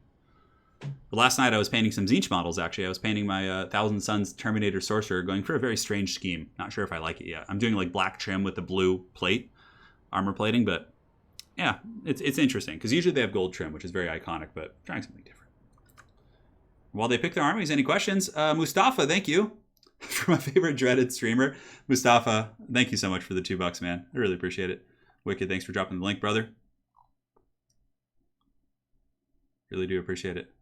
Flash PM says, I have over 600 hours in this game and never played multiplayer. Give it a try. It's pretty fun. Yeah. Give it a try. Falcon waiting atop his throne of memes. Well, he makes the memes not be memes. Yeah. The new chariots have not been nerfed, if I'm not mistaken. They're still very good, and I would imagine that we'll probably see at least one of them. I don't know. They're pretty good against lizards, but lizards can prepare for them. Chameleon skinks are pretty decent at poking them back. You can bring laser dinos to shoot them. So they have tools. They're not like helpless against them. I once brought like 3 of them against a lizard player thinking it would work, and he brought like mass skinks with like laser dinos and just like shut my build down so hard. It was pretty great. Yeah. So that happens. You can't just bank on them being OP. You gotta mix them in with other elements. But I think just having at least 1 or 2 is like a decent pick. They're just so good. Good at riding down infantry, good at shooting monsters. Like they're good against like most things, which is a testament to how solid they are. We got a donation coming in from Magic D. Thank you so much. Thanks for all the sweet content, Turin. Good luck in 2020. Thank you, man. Really do appreciate it. It's really nice of you. Hannah says she finished her Vermin Lord Warp's here. Nice. The Vermin Lords are such cool looking models. Like, that almost made me want to play Skaven in Fantasy. I was like, damn, those things are... I really hope we get those in Game 3. GW published an entire book called Heraldry of the Empire that goes over all the color schemes in the history of the provinces. I ought to check that out. The scheme I'm tentatively kind of committed to for my Empire army is doing a Knights of More theme. So I'm going to do the whole army in like midnight black armor with like gold trim. And just put like skull, the Knights of More banners with like the Grim Reaper on it. And like, I think that'd be really cool. Like doing my Karl Franz in like a midnight black theme. So basically you just get black armor. You can like, spray and prime it black and then paint it black with a multitude of, there's a couple options. But once it's black, you get Dawnstone and you dry brush the black armor with Dawnstone and it looks really cool. And then once you're done, you can do like some Dark Reaper highlights on it, which is a kind of a dark blue paint. And it looks really good. It's incredibly awesome. All right, guys, so let's take a look at the armies here. So for Zablaski, we have Lord Mazdamundi and Double Laser Lizard. So it looks like he was expecting some Shades, perhaps some Scourge Runner Chariots, and the Laser Dinos are more than up to the task here. So on top of that, a couple of Chameleons as well. Saurus Warriors in the front line with the Legion of Chaqua as well, which again is going to be providing their sweet missile resist to those dinos in the back. Couple Skinks on the flanks. Mazdamundi on his toilet seat, and he does have Apotheosis, Harmonic Convergence, and Nets of Amnichok. Cold One Spear Riders as well, and it looks like that is going to be it.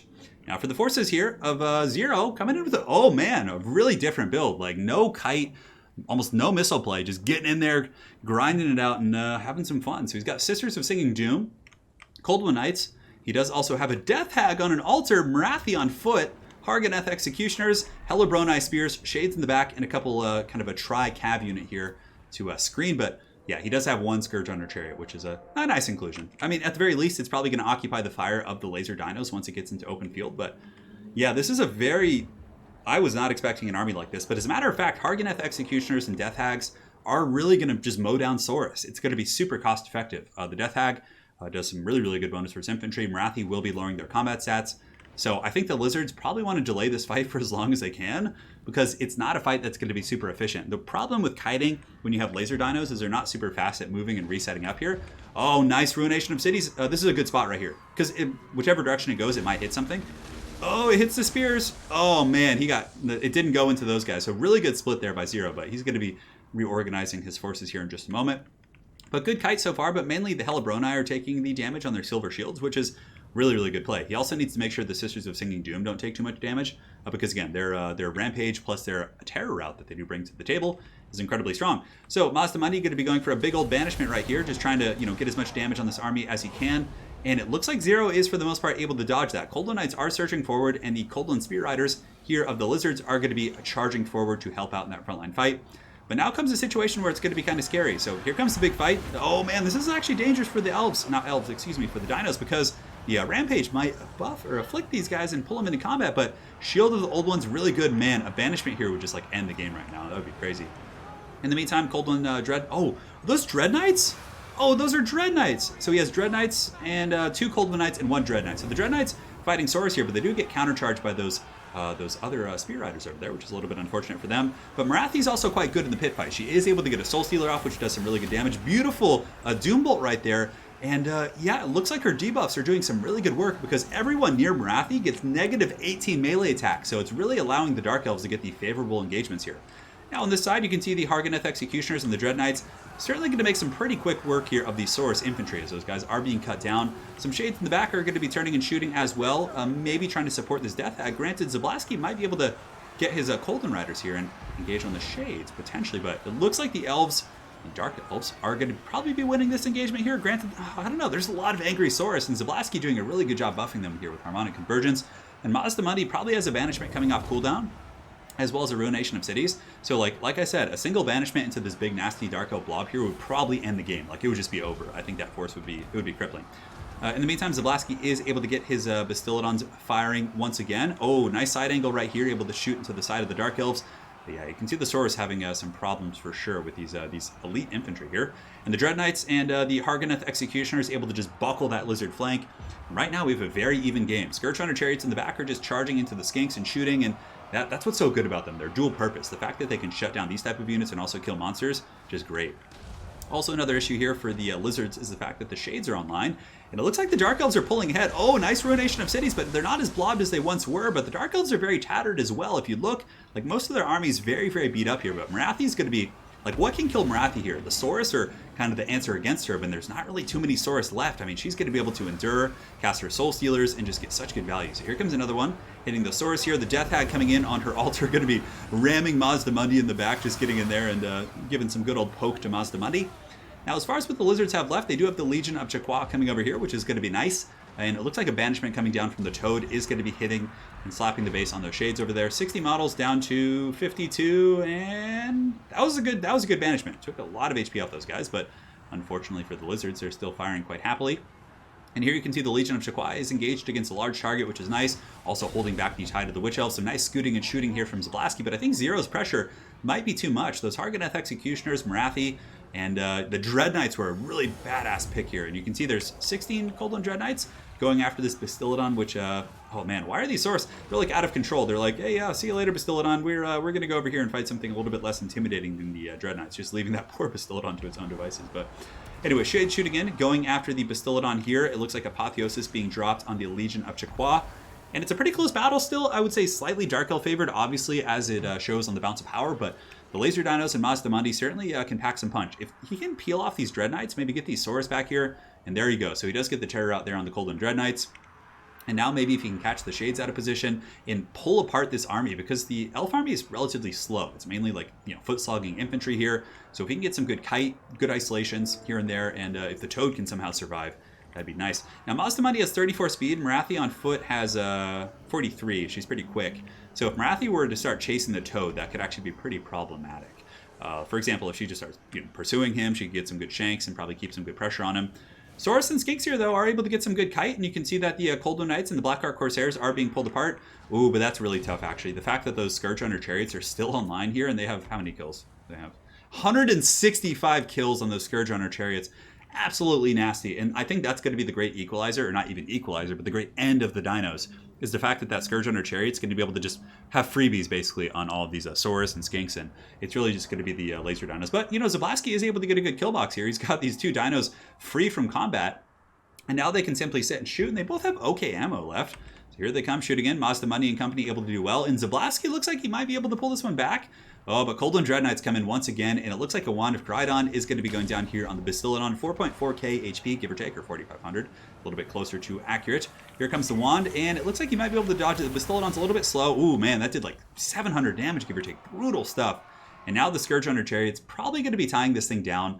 And the Witch Elves have, they're poisoned right now, but if they catch that Bastiladon and he rampages, that's probably going to be, in the words of Dave Chappelle, game blouses.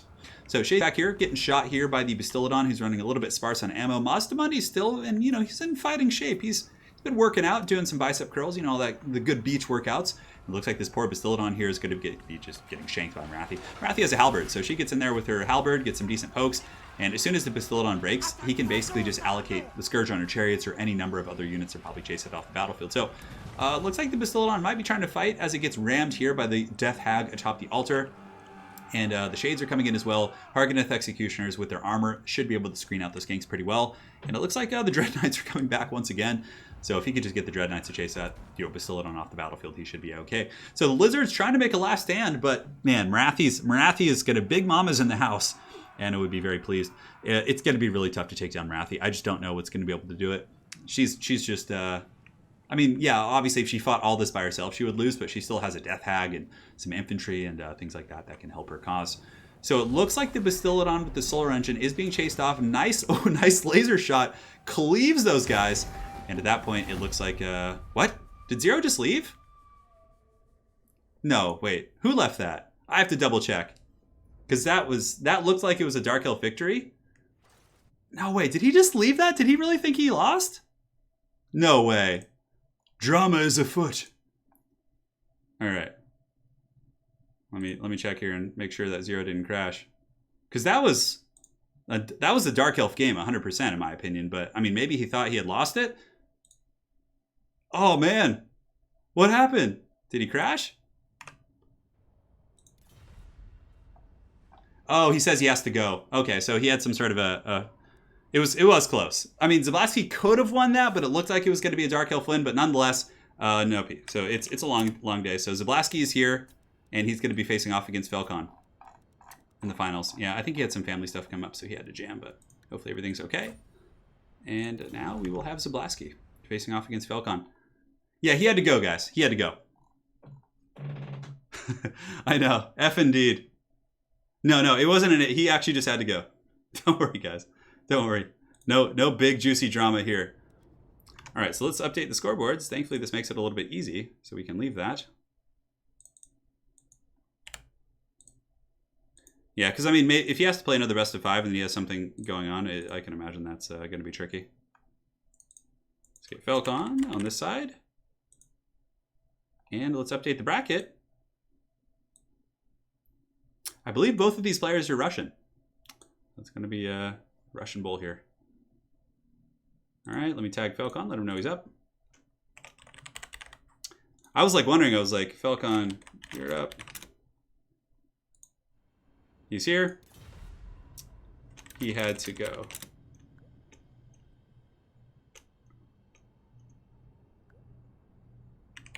Falcon's like, what happened? He was probably watching that. All right, best of 5. Picks and bans. So let's go ahead here. And what map do we want to do? Do the Astalian Tomb. Tomb first. As usual, top of bracket, I believe. And single bans. So best of 5, we do single bans. I bet everyone's hoping for some drama. Well, Zero played really well, for sure. They both played really well. Yeah. It was a great game for sure. All right, 1 second here. Just checking some settings here. Hey, Rubber Duck of War, this is the grand finals, man. You're here for the big Pumbaa battle. So the players are going to be doing their picks and bans. In the best of 5 format, though, it is a single pick and ban. Because again, if you're playing best of 5s and it goes all the distance, like you're kind of, and you're doing double bans, like you're going to run out of stuff. You're just going to be like, all right, I banned Clan Angren. It's going to be getting to that point, right? So it's single bans here. So these two lads going to be starting the picks and bans here. Curious to see if we're going to see some dreaded Chill of Sontar play out here out of Felcon. I hope so. Okay, so let me go to challenge. They're asking who's on the top of the bracket. I will check for you. All right, 1 sec, guys. On the road again.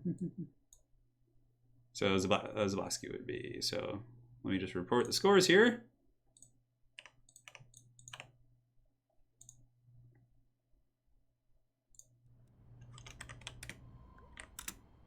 So Zablasky is on the top side of the bracket. And then let's report these scores. Cool. And if anybody wants to see the overall expand of the tournament and everything, here you go. You guys can see that is the link to the challenge tournament. So you can see who they played today, their scores and everything, and who was playing in the event overall. Yeah, it's pretty neat little service they have there. All right, perfect. And guys, I'm going to get some water, take a quick break here, and I will be back in just a second.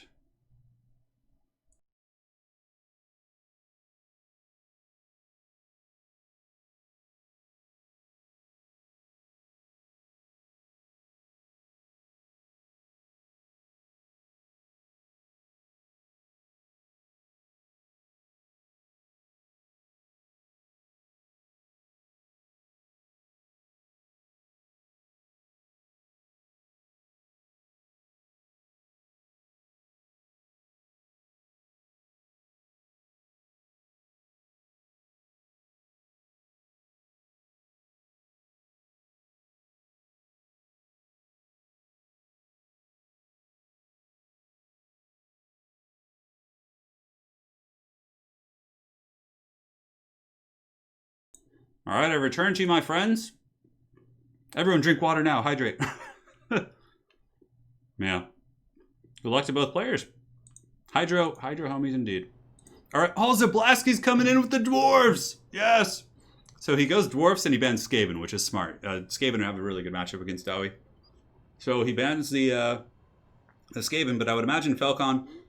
The thing is like elves kind of have like weird matchups against dwarves too. High elves, I think, have some good tools. So do dark elves. But I mean, in general, like dwarves can, they can go fisticuffs with those factions nowadays, I think, especially with some of the new heroic units they have. The changes to brimstone guns, giving them anti-large. So yeah, I'm quite curious to see how this will go about. Man, that last game was really tense too. That was such a good game. It's a shame they didn't finish it. Posture check also. Oh man, my posture is so bad right now, Ronan. Although I'm at a standing desk, so it kind of forces you to go. A man of the people indeed, I know. Zablasky, a man after our own hearts. We've had some really, really good games, though, across the board. Like, in the first qualifier we had last week, there were some big upsets, too. There were some big upsets last week. All right, so 1 sec, guys. Just pulling this up real quick. I'm just on the challenge page, like, managing the scores and checking a couple things while we get this party started. And Felcon is going to go... Is he going regular high elves? I guess there's no point in bringing Avalorn here because dryads aren't good against dwarves, so there's really no point. Might as well take a faction that at least has some threat diversity in terms of their lords.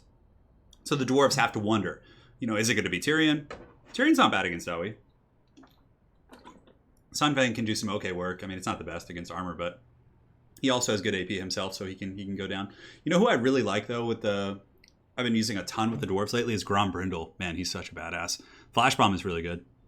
And his Grom Brindle has no fear is decent as well. Like if you have a flank being collapsed, you can pop it to make sure your miners hold longer. But yeah, neat stuff. So it looks like he's going high elves. I think he's thinking about it. He's like probably exploring some of his builds that he has lurking in the shadows. Who knows? This is the last series of the day. Yes, it's going to be best of 5 though, so it'll honestly probably take like another hour. So you guys are like literally at like the halfway mark of the stream, so don't worry. My lord, I've just imbibed this water you spoke of. My bones feel rejuvenated. Oh man. Yeah, I would not have expected Zablasky to play dwarves for sure. But I think he knows it's a best of 5. It's a long series. Let's save his elves, you know, for you know, the counterpunch. There is a Falcon stuck in the top left. What? Oh, that's really funny. Yeah, I was trying to change the name or fix the name really. That it's just lurking in the shadows up there. Just subliminal messaging. Oh, that's really funny, Knight. I did not notice that. Really good eye on you, man. Really good eye, brother. In CVN 27, hey, I figured out how this chat thing works. PS, you need a camel pack. Dude, a streaming. Oh, that's $1 million business idea. A gaming branded camel pack. Just MLG camel packs. Like, you want to stay hydrated and stay at your peak performance during the most intense moments of computer gaming. Oh man, I actually think that could make some money. Like, I don't know. People would just end up putting like Mountain Dew in it though. They would just put soda. It would defeat the purpose. So Falcon is going elves. He's going to grab a tea real quick. Zablasky, of course, a man of tea himself, respects this. Dwarves versus High Elves, War of the Beard here in this first matchup. Who has the edge in this matchup? I'm not sure. Hey, Mr. Picot, welcome. Lego my ego. Flame cannons and iron drakes. A flame cannon could be okay here. Like against archers, well, against, you know, pretty much any of the high elf infantry who are very bunched up. Yeah, that's something to think about. Falcon's readied up. Start when ready. I am so eager to look at their armies. I hate waiting. Very impatient. You know, when I was in Poland for Christmas with my lovely wife, Lady Turin, we apparently, like, it's a thing, you know, most of the festivities are celebrated the night before, you know, Christmas Day, right? Like on Christmas Eve. So growing up here in the States, you know, I always had to wait till the morning to get the goodies. But in Poland, it was like, man, just a huge feast dinner, just so damn good. And like all the festivities the night before. I actually like that better, I think. Yeah, I don't know. It's hard to say. Oh, man. I do miss being in Poland, though, and feasting on all that kielbasa. Because Anna's mom and dad would make sure the house was stocked up with kielbasa whenever I come, and just huge loaves of just locally baked bread. And I would just, oh, my God. I would become such a gluttonous hot dog. It was so good. Pacta says, I would cheer for Zablasky, but in this matchup, I got to cheer for the Elegant Elves. Yeah, well, we'll see. We will see. And then we have ZYY becoming a new member here on the channel. Thank you so much, man. Appreciate it. Hopefully you're enjoying the content and all that good stuff. And yeah, we're doing it. I know I need to get some. Poland didn't seem expensive to me when I was there. All right, here we go. It's time. Dwarves versus High Elves. Yeah, I loved my time in Poland. I always have a great time there. The food is just what does it for me, though. I love that kind of hearty food. And like another thing that I thought I wouldn't like at first in Polish cuisine, but I really enjoyed was laird, which is like, I think it's like animal fat. It's like butter almost, but it's like animal fat. Oh God, it's so good. Yeah, it's crazy. Bigus, pashtet, all that stuff, man. I would just like wake up at like 7 in the morning and get like a bunch of pashtet and just put it on bread and feast. Good times, good times. It's making me hungry just thinking about it. All right, one sec, guys. Just checking one thing here. No, you know, Mr. Picot, I've laid over in France, but I haven't stopped in France. I would like to. I think it'd be fun. You know, money's a little bit tight, of course. So someday when, you know, I'm more financially stable, I would love to travel, you know, all over and, you know, check out, you know, France and Italy and England. I've been to England through the Everchosen a couple times. So I've had a pretty good experience there. I've seen a lot of the cultural stuff and whatnot, but oh my God. Oh my God. It's happening. All right, guys, here it is.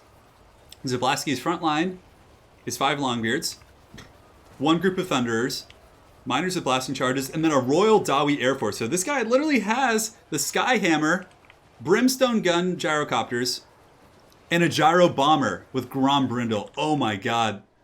This is actually going to be good against what Falcon brought. Falcon has like no archers. Oh my god, is this gonna work? I think this might work. If Zablaski's bombing execution is good, and his focus fire is good, I think he could actually win this. With this dreaded double gyro bomber build. I cannot believe this. Wow, okay. Now for the forces of Falcon, guys, we were here live to see this in action. Now Falcon's army, pretty standard stuff, right? He's got princes, he's got Alariel to heal. He has Noble as well, so a lot of powerful stuff to really benefit from the healing of the Pigeon Queen. AP infantry in the form of Swordmasters. Although, to be honest though, the issue for Zablaski is that his infantry might just get crumped horribly. And all he'll have is the gyrocopters. I don't know. White Lions, Swordmasters, Double Noble, Alariel. This is a really strong, hard to deal with build here. And the dwarves are going to be taking refuge up in the hills, of course, using the tree line to mitigate the effectiveness of the cav units. I would 100% do that. I would just fight right here. Just make it super hard for those dragon princes to get value. I got to minimize in chat. There was a couple people in chat who were they're yeah, I got to pull for the high elves, and then they see the freaking gyro bombers, and they're like, oh, never mind. I got to pull for them now.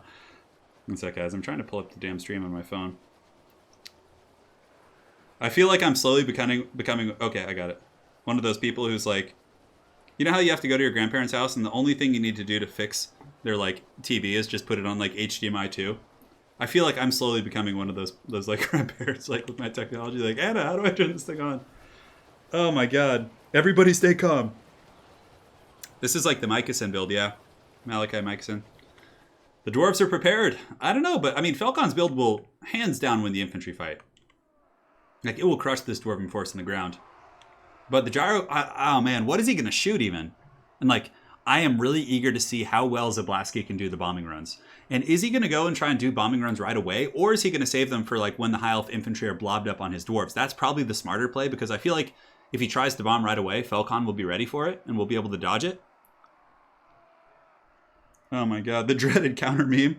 Well, Falcon's build isn't memey. This seems like a pretty legit, serious build. Ready's nice 672. He's saying about the army size. Little does he know what's coming. Oh my god. Oh, I'm so excited for this. I'm so excited for this. Yeah, gyros, I mean, don't shoot the white lions. The white lions are one of the few things the longbeards and miners can probably deal with. You shoot the princes, you shoot the nobles. You kill these things and then just grind out. Shoot these guys, use the bombs on the white lions when they're don't waste ammunition on the white lions. Swordmasters, princes, single entities, 100%. Now it looks like he sends them all after the noble. Unfortunately, the gyrocopters are going to be using their ammo. The gyro bombers shoot while they're moving, so they're going to be doing that. And you can see all of the gyro bombers here for the copters. Oh, that's actually going to be a really good Tempest though. And Zablaski is able to get 2 of them away, but that was a good Tempest. Oh man. And you can see here on the far side, Dragon Prince is taking some machine gun fire here from the gyro bomber, which I would imagine Alariel is going to chase down now. Oh, the bomb's coming down. Look at that. He's able to get those guys, but he should save those for the blob fights. For sure. I understand it's really exciting to do it. Oh my god, that Tempest did so much damage. Now, it's not that bad. The gyros are all still full fighting capacity here, but one group of poor longbeards here is going to get isolated here in the Shadow Realm, so they're going to be fighting in the woods. Granted, princes are going to take a while to kill those guys, so here comes the gyros, going to be shooting here. Oh man, getting some huge damage here against the noble. And the gyro bomber thinking about coming in here, so some of the Jawi, I think this was intentional. Oh no. Oh, Falcon knows it too. He's running for the hills. You can see all the princes scatter when the bombers come in. That's pretty legendary for sure. So the 3 copters though, I mean, if Zablaski lets himself get caught again in another Tempest like that, he will probably lose the game. 1 is okay, because he kept all his full fighting capacity, but if that happens again, it's going to be pretty bad. Now, Grombrindle's going to go in to engage against the princes here. He will have his flash bomb. The gyro bomber is still in pursuit here, and the longbeards here are still holding somehow, which is absolute insanity. I believe he's trying to focus down that noble there. So the noble, that Star of Avalorn, really just kind of healing that guy up. So longbeards are now fighting in the tree line. Grombrindle's fighting against the princes. And it looks like another Tempest going down, and he gets 2 caught this time. So not quite as bad, but still a pretty unfortunate situation. I think after that first one, he needed to split those guys up. So 1 gyro bomber goes down here. That overcasted Tempest just doing so much work. And the noble's still alive. Alariel's chasing off that one. I think the gyro... Oh, here comes some bombs. Here comes... Oh, right on top of the princes. Didn't do that much damage. Maybe it didn't hit the center mass, but it does push back the princes, actually. The other gyrocopter in the meantime is shooting. I'm not sure what it's shooting at, but the other gyros are running from the Tempest, which is really unfortunate. That was a huge mistake. I think Zablasky was actually in pretty good shape until those Tempests caught him. But, you know, Falcon always prepared, man. So Princes here are going to be surging in. The Gyro Bombers are trying to drop some bombs on those guys. But now the Princes are going to be hammering into the weak, soft spots of the Dwarven army. So it's going to be very, very tough for them here. Nobles are still in good shape. Ilariel's chasing Gyro Bomber, which is pretty cost-effective. Because normally she's pretty inadequate in combat as is. But, I mean, might as well just have her chase that down and shut it down. Now, it looks like the Gyrocopters or the Brimstone guns did run off the battlefield. So he still has the Gyro Bombers. Is it going to be enough, though? I mean, Grombrindle's putting up a good fight here. Here comes a really good target here. The Swordmasters of Hoeth, if you're able to bomb those guys down, that would actually be pretty cost-effective. Now, Grombrindle continuing to chase off the Princes where he can, getting picks here and there. Obviously, he's not going to be, you know, crowd clearing at an astronomical rate, but here you can see this Skyhammer. Grombrindle has no fear, has been popped. Really good timing on that. So all the dwarves currently are unbreakable, including these Longbeards here. You can see their leadership is perfect, despite the fact they're wavering. This Skyhammer here, shooting at the Noble. Looks like the Noble, oh, he might get caught with a Flash Bomb here. He's getting focused down pretty hard. Grombrindle coming in, but it looks like the Noble, oh, he does get hit with a Flash Bomb. So one Noble here is going to be going down for sure. Gromby's coming in with that axe, and this Noble's probably going to be running off the battlefield. So 300, 260, the Earthblood's trying to keep this bad boy up, but one more volley from those Gyrocopters should put him down, I would imagine. 112, negative 41. I mean, he is relatively close to the edge of the battlefield, so he could run off here. So one Noble is down. Too little too late, though. Man, the Tempest getting those Gyro Bombers was really, really unfortunate. It was really, really unfortunate. Like, had he had those, that would have been a huge game changer. Now, as far as the rest of the Dwarven army goes, it's holding, just barely, though. Miners doing their thing, and now you can see that Zablasky here is going to be focusing down the Nobles here, which is a good choice. They're really, really abusive against dwarves. They can do a ton of work. Zablasky still has a Gyro Bomber. This one, I think, still has most of its payload, so it's probably going to fly over here and do some work. Here it comes. Dropping some heat. Looks like a big Star of Avalorn here. I think this is like the choice spot. You can see some orders being given by Zablasky here, so I think he's just going to go on a run here. It drops a little bit early there, but oh, getting some good shots, though. Friendly fire. It's like Thanos in you know, the end games. Drop the rain of fire. So that's pretty much going to be game. It was an ambitious build by Zablasky. I think it had a chance, but Falcon's Tempest play was so good. And that basically shut down, you know, 3 gyros, essentially. He needed those gyros shooting the entire game. Yeah. That was pretty wild. They could have all tried to snipe Ilariel as well. That actually wouldn't have been a bad idea either, potentially. But they needed to fan out. Getting all 3 caught in that first Tempest, like... So, gyros cost 800 apiece. All 3 of them got brought to half health, so instantly you're losing like 1,200 gold worth of value from one click. And then again, it caught 2 from there, which is like... He literally lost like 2,000 plus gold worth of value, if not more, from like just the Tempests alone. And they needed to be carrying the game, right? Like sniping the Nobles and Ilariel, and then just like dropping and supporting the Dwarven infantry. It was a very bold strategy. It could have worked for sure, but I think yeah. In the end, Falcon was able to get the sweet spell cast and the really good rear charges, and he's going to be going up 1-0 here in the finals. We will see how this goes. All right, so let's see what happens here. Zablasky just with question marks. Look how fun he says. Literally the first time I see... Oh my god. So Zablasky says, literally the first time I see Tempest in this matchup. Took me by surprise. That's actually a really good point. Like, I wouldn't have thought of that either. I would have gotten caught for sure. Well, I would have had like 2 Great Eagles and some Reaver and Archers then. Yeah. So Falcon's going to go Wood Elves here. And, well, he's like, doesn't even know what map we're doing yet.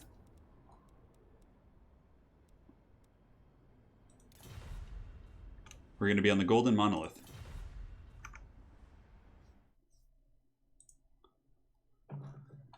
Yeah, it was a fun game. That was a really, really fun game.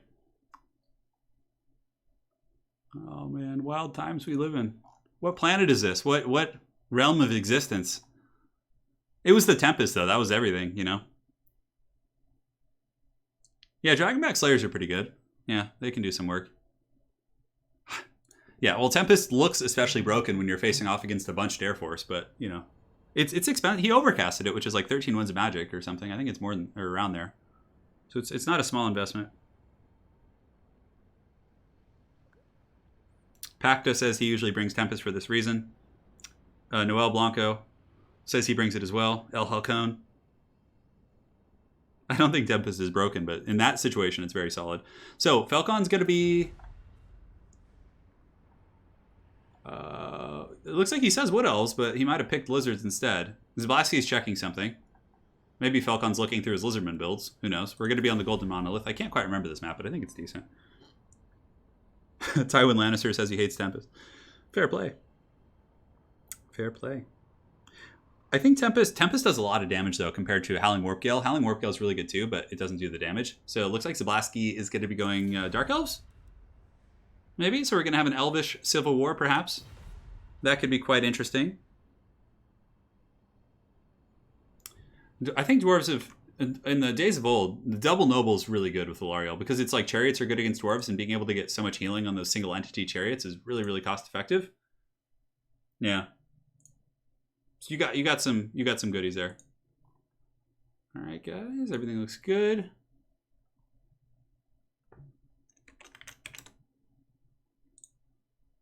Thank you all for joining today, by the way. I don't know why it says there's... When I look here, it said... What does it say for you guys when it says how many people are watching the stream? Because for me, it keeps jumping to 0 and then to 300 and then to like 1,500 or 1,400. It keeps like jumping all over the place. YouTube, can't you get your stuff together? Goodness gracious. So Zablaski's on Dark Elves, it looks like. Oh, so it is going to be Dark Elves versus Lizards. So we saw this earlier. We actually saw Zero playing Dark Elves against Zablaski's Lizard. So I'm curious how different his build will be. And of course, some of the first times I ever saw Falcon play, it was a ways back, but the first time he ever played my tournaments, he came in and just like was like stomping people with Lizards, with the Baron's Time Warp and like these huge like Zergs of Cav. And yeah, so I wonder if we're going to see kind of something that's reminiscent of that play, or yeah, what we're going to see from Dark Elves. Maybe some Foot Marathi with a Death Hag as well, bringing the build that he just played against, or maybe a full kite build with Scourge Hunter Chariots and all that good stuff as well. Yeah, it's a good map. I like this one. It has that cool monolith in the center. Some foul chaos magic is at foot here. Man, imagine like actually being in a place like this. It's pretty crazy, right? Like this big gnarly monolith. Balthazar Gelt. This is how Gelt feels. It's like a giant golden monolith. All right. Yeah, thanks guys.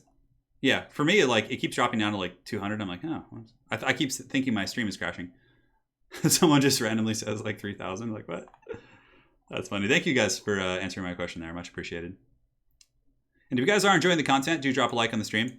As much as I loathe begging for likes, it does help from a business perspective. And yeah, it helps me out. So thank you guys. Now, as far as the build goes, we are going to see Marathi, but she's going to be in the sky. Marathi's a great pick in general against the Lizards. She's got anti-large, she has armor piercing. She's really good at nullifying the effectiveness of Saurus infantry and pretty much anything she's fighting. She has Soul Stealer. What more could you ask for? On top of that, we have Shades with dual weapons. So in total, it looks like there's going to be 4 Shades here. And for his main line, it's going to be Spearmen. It looks like a bunch of Dark Riders and Cold One Knights. Now, the Shades will struggle pretty bad against Chameleon Skinks, but against everything else, like if they're able to sit and shoot happily at these big dino targets, that will be pretty good for sure. This is ready when you are. Falcon says, let's go, champ. Okay, good luck, have fun. Good sportsmanship, love it. In the back, we got Cold One Knights, no Dread Knights coming in, but yeah, it's going to be a Shade-centric build with a weak front line. But the Shades, will actually be very good. And it looks like Falcon might have gone a little bit all in trying to shut down Scourge Hunters with his 2 Skink Chiefs on the Ballista Stegodons here, but the Skinks are going to have their work cut out for them. If the Dark Elf Force is able to advance and the Shades are able to shoot happily at the Stegodons and some of these other big targets, that's going to be really rough for sure. Now for Falcon's Force, Saurus in the front line, Skinks in the front, definitely going to be potentially the MVPs for him, as they need to shut down these Shades pretty hard. He does have the double Ballistas, which are a countermeasure against other artillery pieces and, Scourge Hunter Chariots and things like that. And it looks like it's going to be a Slime Mage of high magic. So he does have Tempest once again, Apotheosis, and Hand of Glory. So at this point, the Shades are going to turn and shoot, and Dark Riders are going to scream forward here, obviously wanting to get some pushing. And the Shades do get a decent salvo into the Skinks, able to take out a couple models there, but nothing terribly substantial. So now the Dark Elf Force is going to be coming forward, and I wonder what Falcon is going to be targeting with the Ballista. Oh no, don't get caught again with that! So, oh man, Zablaski making a pretty potentially catastrophic mistake. So Marathi is not tanky. He needs to use a Soul Stealer here. Tempest! Oh my god! Get a Soul Stealer off! Oh, she's getting nuked by those Skinks! Is she gonna shatter? She's broken. Oh, and down goes Marathi! Oh my god. Oh my god, that's so brutal. So basically, Marathi was taking focus fire from 3 Skinks, 2 Ballistas here, and just getting nuked in conjunction with the Tempest damage. Oh my god, that is a horrible start for the Dark Elves. A horrible start. But, I mean, it's not over. The Shades are still really good against what's here. But that is painful. That makes me weep, man. Oh, man. That was gross. So down goes Marathi. Just put up on the troll toll there by those skinks. So now comes the main fighting. So the Shades are going to be shooting in. It looks like they're going to be focusing down some Saurus. The Shield of Chaqua has been activated, so the Legion is going to be giving those buffs nearby. But I really think in terms of army composition, the Dark Elves had the advantage, but obviously losing your Lord like that, as if Tempest didn't already get him enough last game, you know? Oh, man. That was brutal. Oh, so Banishment going down to the back, and now the Lizards are surging forward, and suddenly without Marathi to help this like frontline fight and nullify the stats of some of these units, it's going to be tough. So what needs to happen now is Zablasky needs to get his cav around, shut down these skinks, and the Shades need to just snipe that Toad. Like, butter the bread, even the fight. This Toad here is just sitting and waiting for it, and the Legion is on cooldown. So Zablasky certainly has a way back into this game here, but it looks like he's rather shooting the Saurus, or the skinks and things like that. But he really, I mean, the Toad is a freebie right here. Like, that is 4 Shades nuking a Toad that can't really run away. That would be game blouses, in my opinion. But nonetheless, it looks like they're going to be going after skinks, trying to get rid of some of the missile pressure, and he is going to be using his cav units to hammer the front line and try and win that frontline engagement. So Shades with dual weapons, what's cool about them too, I guess, is they're decent in combat, so if they have to fight like Temple Guard and elite troops, they can. Now, what are they shooting? It looks like the Shades are still shooting into the Saurus, trying to help those frontline engagements, and, you know, it is a situation the Dark Elves would normally lose, right? They would lose to Saurus in the front line with Bleak Swords and Dread Spears and things like that. Some Coldwood Knights in the back going to be surging in to try and jump on the Skink Chiefs, and some Dark Riders with shields going to be hammering into these red-crested Skinks as well.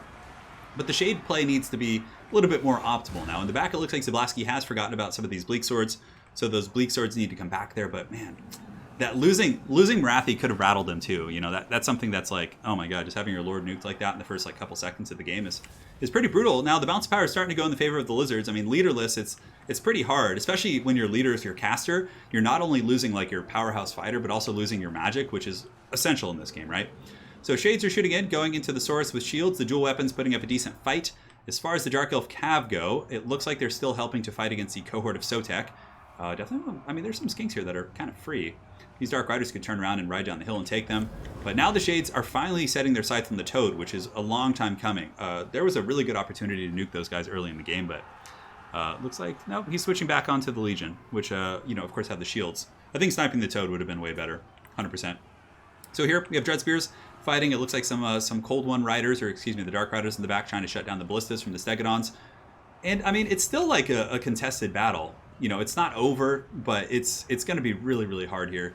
The single entities, once they like bull rush in, they can probably overwhelm the Shades depending on the circumstances. And, you know, I guess the one silver lining of this Bleak Sword is that Zablasky will have those infantry in the late game, and they'll be fresh.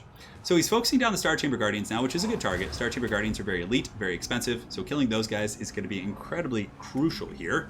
As of course they'll just kind of keep pushing through if you don't. Looks like a Banishment or Ruination of Cities is going to be going down to the back. Yeah, it's going to be a Banishment right there. Potentially doing some work. Cold One Spear Rider is going to be charging into the remnants of the cohort of Sotek up in the high ground. Skinks are able to push off Cold One Riders.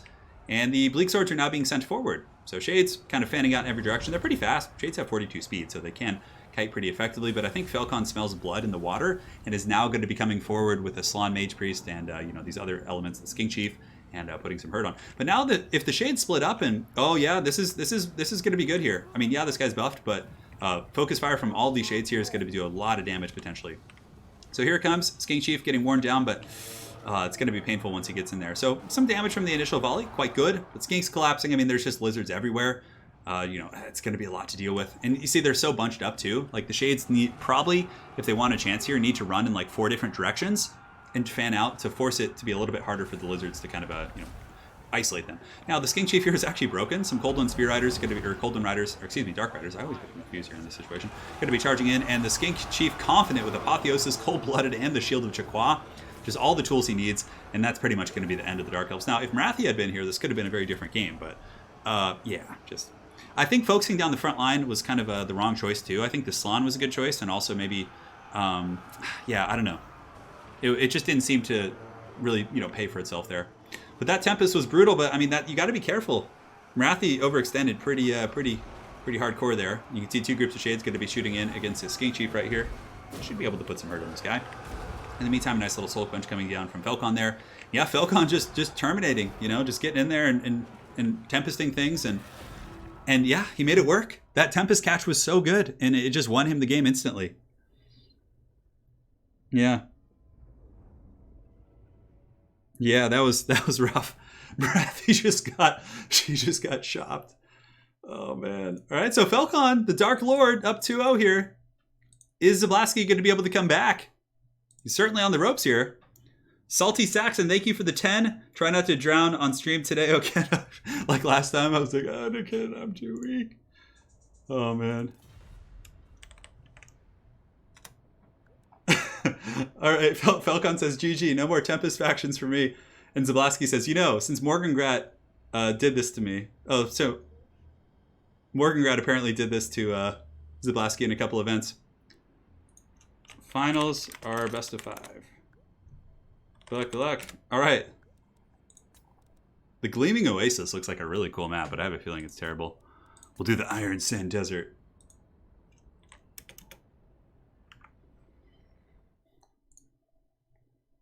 Marathi, she got taken out.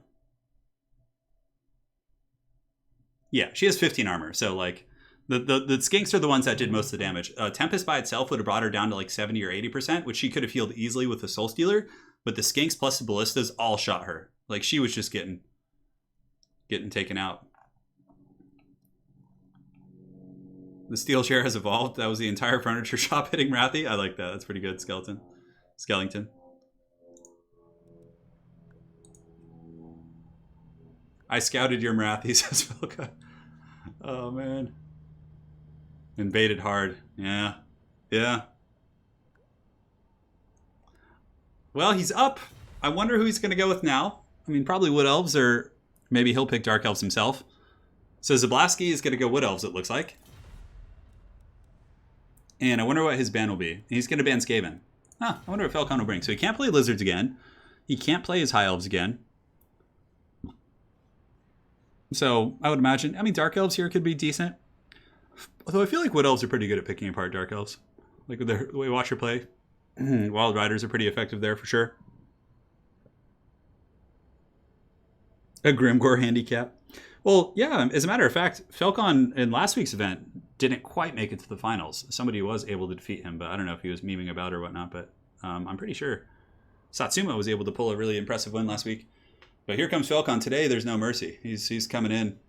Oh, and Bretonia! He heard the call. So Falcon's going to go Bretonia against Elves. Granted, historically, Bretonia has been considered a bit of a counter to Elves, which is something you don't hear terribly often, Bretonia countering someone, but it is the case. Max Henretta, pick your next 40k army. Oh man, dude. Well, I play Chaos, so obviously I'm gonna encourage you to play Chaos.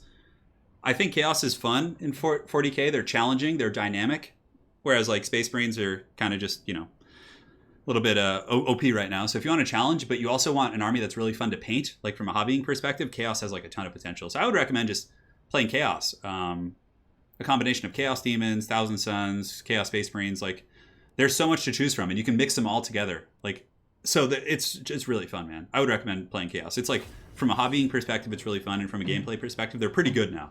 Not as good as Space Marines, but they can compete. I think we're going to see a Wood Elf aerial build. So Vicious Satsuma says he beat Falcon last week with a meme vampire counts healing blob. Dude, sometimes it catches people off guard. And yeah, Satsuma, you're a super good player too. How did your games go today, Satsuma?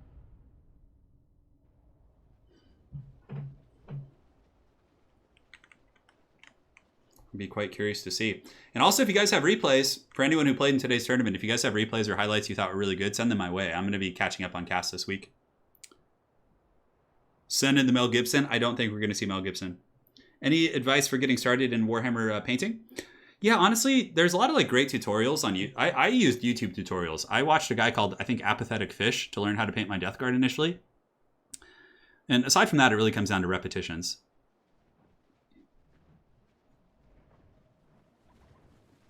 Battlefleet Gothic was a fun game, yeah. You can't get Tempested 3 times in a row. All right, so yeah, Air Force is here. And here we go, my friends. So, for the forces of the Wood Elves, Zablaski on the ropes, down 2-0 in this best of 5. He's going for a Flying Glade Lord with Praven Othrema, 2 Hawk Riders, 2 groups of Glade Riders with Hagbane Tips, another Dragon, so going with the dreaded double Forest Dragon. In the back, he has a couple Eternal Guard who are just probably going to sit in the corner, Wild Hunters of Kurnus, and it looks like Spellsinger of Life. Yes. Satsuma says he had a tough series for Zyphos. Got it, man. Yeah, Zyphos is a really, really solid player as well. Thousand Suns are really fun. Death Guard and Thousand Suns are about to get buffed too. But anyways, guys, back to this game. Talk about 40k another time. So for Falcon's army, a whole mob of peasant mobs, a couple spearmen at arms, battle pilgrims in the front line are a great choice because they're shielded and actually trade pretty well against a lot of the Wood Elf infantry. A couple peasant bowmen with archers here, defenders of Fleur-de-Lis, Grail Knights, and oh man, triple Grail Knight. So Grail Knights are really meaty. These guys are hard to take down for sure. They do, of course, have that perfect vigor, immune to psychology against the dragons, and have anti-large. So they're more than capable of taking out dragons and wild riders and things like that. He does also have a paladin up in the sky who's going to be a little bit lonely, but the paladin is quite fast, so he should be able to run away from the dragons and get the good engagements. And Fan Enchantress on foot. Solid little Bretonnian army, Grail Knight centric, but we're going to see if Zablaski is able to take a win here and pull the series back towards the middle. No, I'm not going to LVO. No, I didn't want to play an LVO this year because I feel like Space Marines are just, they're pretty broken. Like if you look at the metagame, like Iron Hands and Raven Guard are just like karate chopping everyone. I don't feel like going and committing to such a big weekend just to be stomped by like 3 Iron Hands lists in a row. Next year though, I'll consider it. So here you can see the forces here of the Wood Elves are going to be flying forward. You have a Forest Dragon. Maybe going to be aiming to get a breath attack. Falcon does have an archer corps, but Zablaski, of course, should be able to kind of outmaneuver those guys. The Hawk Riders can juke pretty effectively. Glade Riders with Hagbane Tips, I wonder what their focus is going to be. Probably against the Peasant Bowman. He's probably going to want to get rid of the elements that can actually fight back, and really good damage actually coming in from the Hagbane Tips here. Able to put some hurt on those Peasant Bowmen. Only taking out 2 models, but doing some decent HP damage. Now, in the meantime, the Dragons lurking on the flanks. You can see a Praven Othrema with the breath attacks coming in, so Zablaski does Praven Othrema the Peasant Bowman. And a little bit late on the breath attack. Is he still going to get it? Probably. Here it comes, and boom, there goes the breath attack. Those Peasant Bowmen are basically gone. So they're going to get deleted by that breath attack from the dragon, at which point Zablaski is going to be able to use his Glade Riders with Hagbane Tips to probably chase him off the battlefield. And now he's just going in for like a big alpha focus on all of Falcon's ranged assets, which is then going to force Falcon to move out of his comfort zone. So the Frost, or the Forest Dragons up in the sky, just continuing their rampage. I would imagine he's just going to kind of rinse and repeat and get ready. Oh, but it looks like the Paladin's going in to fight.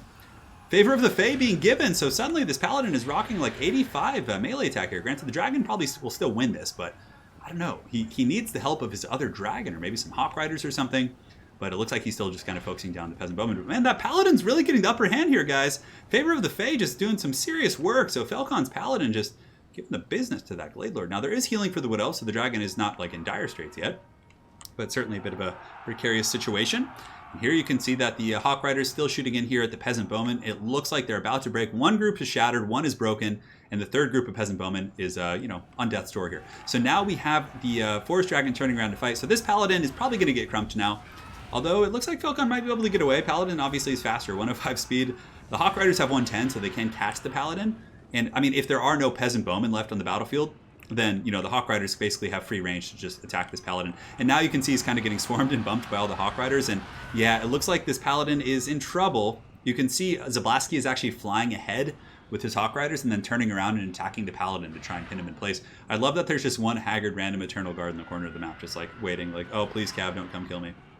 But nonetheless, his Paladin's actually doing pretty well. I mean, with rapid clicking, he is going to be able to get away. And finally, he's like, enough! And he uses the Praven Othrema to lock down this Paladin. And the Dragons are going to be able to probably push that Paladin off the battlefield. So he's broken now, or terrified, so he will be coming back in a moment. Is he going to break naturally, though? If he does break, then Hawk Riders can simply chase him off. And there's the natural break, so he is broken. Now, Falcon is going to be pushing out with Grail Knights, trying to corner these Hagbane Tips. And here you can see a good spread. So he gets his Cav units, he tries to take an angle of pursuit, but the Wood Elf Riders are just so much faster. 94 speed, but they're not going to like mangle the Grail Knights, but everything adds up, right? And the thing is like it pulls the Grail Knights away and allows the Wood Elves to attack other weaker parts of the army. Now, as far as archers go, Falcon does have some Peasant Bowmen over there. Up in the sky, the Hawk Rider is going to be going after Fan Enchantress now, so going to be trying to snipe her. She has used quite a bit of healing to go after and heal some of her other units. A regrowth here, for example, means she is actually now a relatively choice target to snipe. You can see here, Glade Riders with Hagbane Tips going to be continuing to shoot. Wild Hunters of Kernus falling back. This is probably what Zablasky is going to try and do. He'll probably try and pull back the Grail Knights away, get a Prey of Anathrema on them, and then counterpunch with the Wild Hunters with Dragon support. He does also have his Breath Attacks too. Breath Attacks are going to be pretty substantial here in this game. Looks like some Peasant Bowmen in the back have come back for Felcon. Probably not really going to be a factor here in this match. And, you know, honestly, just waiting out the ammo and healing isn't necessarily a bad idea. I know, if there was a Tempest here, imagine the Tempest would just end these elves up in the sky. So still shooting here at the Grail Knights. Wild Hunters of Kernus, there's one of them just lagging behind. This guy had too much of a Christmas feast. He's struggling to keep up with his more lean friends. We're going to be going and getting that freebie here. And currently, it looks like Zablasky is a little bit ahead on the Bounce of Power. He's been doing a good job, getting these nice picks here. Fey Enchantress, kind of overextending, but I think it's purposeful. I think he's trying to bait them to turn around to attack the Fey Enchantress. Now, in the meantime, the Hawk Air Force still just shooting at the Grail Knights, who are not taking much damage. My only concern here for the Wood Elves is the fact that, ammo is going to be a thing. He will eventually run out, and the Grail Knights might still be standing, and that's going to be bad. Now, Falcon's doing a good job pursuing, not panicking and, over getting things caught out in the wild. He's keeping his formation relatively tight, and it looks like he's might be able to get the Wild Hunters here. Unfortunately, the angle of pursuit wasn't quite right on these Grail Knights. I don't think there was a way to really catch them. They're very, very fast. And the Glade Lord just still flying overhead, and so Hagbane Tips are the poison variant of Glade Riders, which means there's a couple options. You have the regular variant, and then you have these guys, and they, of course, they do poison damage. So they apply poison, which is really good for kiting builds, actually. So, oh no! Oh, this is going to be brutal. So he uses, oh, but the Fey Enchantress gets pushed by her own troops. So the Fey Enchantress is in a net right now for a couple more seconds, but so what happened is Zablasky tried to net and do breath attacks on the Fey Enchantress, and but Falcon's able to juke it just barely. Man, that was crazy. So, and then the Fey Enchantress got nudged by her own Grail Knights out of the breath attack. Granted, Fey has pretty good magic resist, so it wouldn't have been that bad, but that was a big play unintentionally. But, I mean, very, very tight moment. And on that same note, guys, Zablasky actually loses his Wild Riders. So the Wild Riders go down, and now he's engaging with a Forest Dragon. Was that a mistake? And now all the Grail Knights are going to swarm. So maybe he's preparing some sort of a spell. Does he have Awakening of the Wood or Dwellers Below? Now, it looks like the dragon was just going in, but I don't know if the dragon's going to be able to get away. The Grail Knights have pretty good mass. The dragon might get broken and just pushed off the edge of the map right here, which would be pretty catastrophic. As a matter of fact, probably a game-losing moment. Now, the Hawk Riders may be going to be coming in for a fight. Hawk Riders actually have pretty good AP in melee combat, something a lot of people don't know about them. And it looks like there is an Earthblood going down to kill the Bretonnians. And the Hawk Riders thinking about diving in, but this is honestly not a great situation. Grail Knights are designed to kill such things. And you can see here that the... breath attack coming in. Nice one right there. Is able to reap some value from that. Now, the Hagbane Tips probably should just chase off some of these peasant mobs. You could just engage in melee and probably finish those guys. But the Forest Dragon is broken off, which was a huge loss. Definitely a bit of a mistake in my opinion. Although it did force him into a blob for breath attacks, but that was pretty painful for sure to lose all those guys. The Grail Knights took a breath attack, but they have insane leadership. And what's crazy about Grail Knights is they have perfect vigor, so they're not tired at all. They're all still fresh. These guys got some sweet blessings of the lady. In the meantime, in the back, some peasant mobs are being picked off by the Glade Riders up in the sky. Oh man, these Grail Knights getting a little bit worked on by this ammunition, but their armor is good, their physical resist is good. Granted, Hagbane Tips do magic damage, so it does circumvent the resistances there. The Hawk Riders really need to get a good pick. He needs to pull away one of these knights away from the main formation, but it's like Falcon's just staying so high and tight here. He's keeping everything together, not giving anything, giving no ground. So the Grail Knights here, still in good shape. They're all confident. They're all happy. Falcon just going to be sitting and just being use the last of your ammo. I'm tired of chasing. Go for it. And from there, I mean, maybe a last desperate snipe on the Fey Enchantress could be something. I would imagine the Winds of Magic is running a little bit sparse here. So maybe, just shooting Fey Enchantress and kiting wouldn't be a bad idea. Here you can see the Hawk Riders continuing to shoot at the Grail Knights, who are taking it like absolute champions. They're still steady despite the fact that they're have barely anything left. And now you can see that the heroic Eternal Guard here of Zablasky's force are coming to do battle with the Bretonnians, hoping to turn the tide of this battle here. But currently it's pretty Falcon favored here, as the Fey Enchantress and her Legion are going to be moving forward. Here they come. Arcane Conduit is activated as well to get that magic reserve or magic recharge rate going. Pretty much all of that stuff.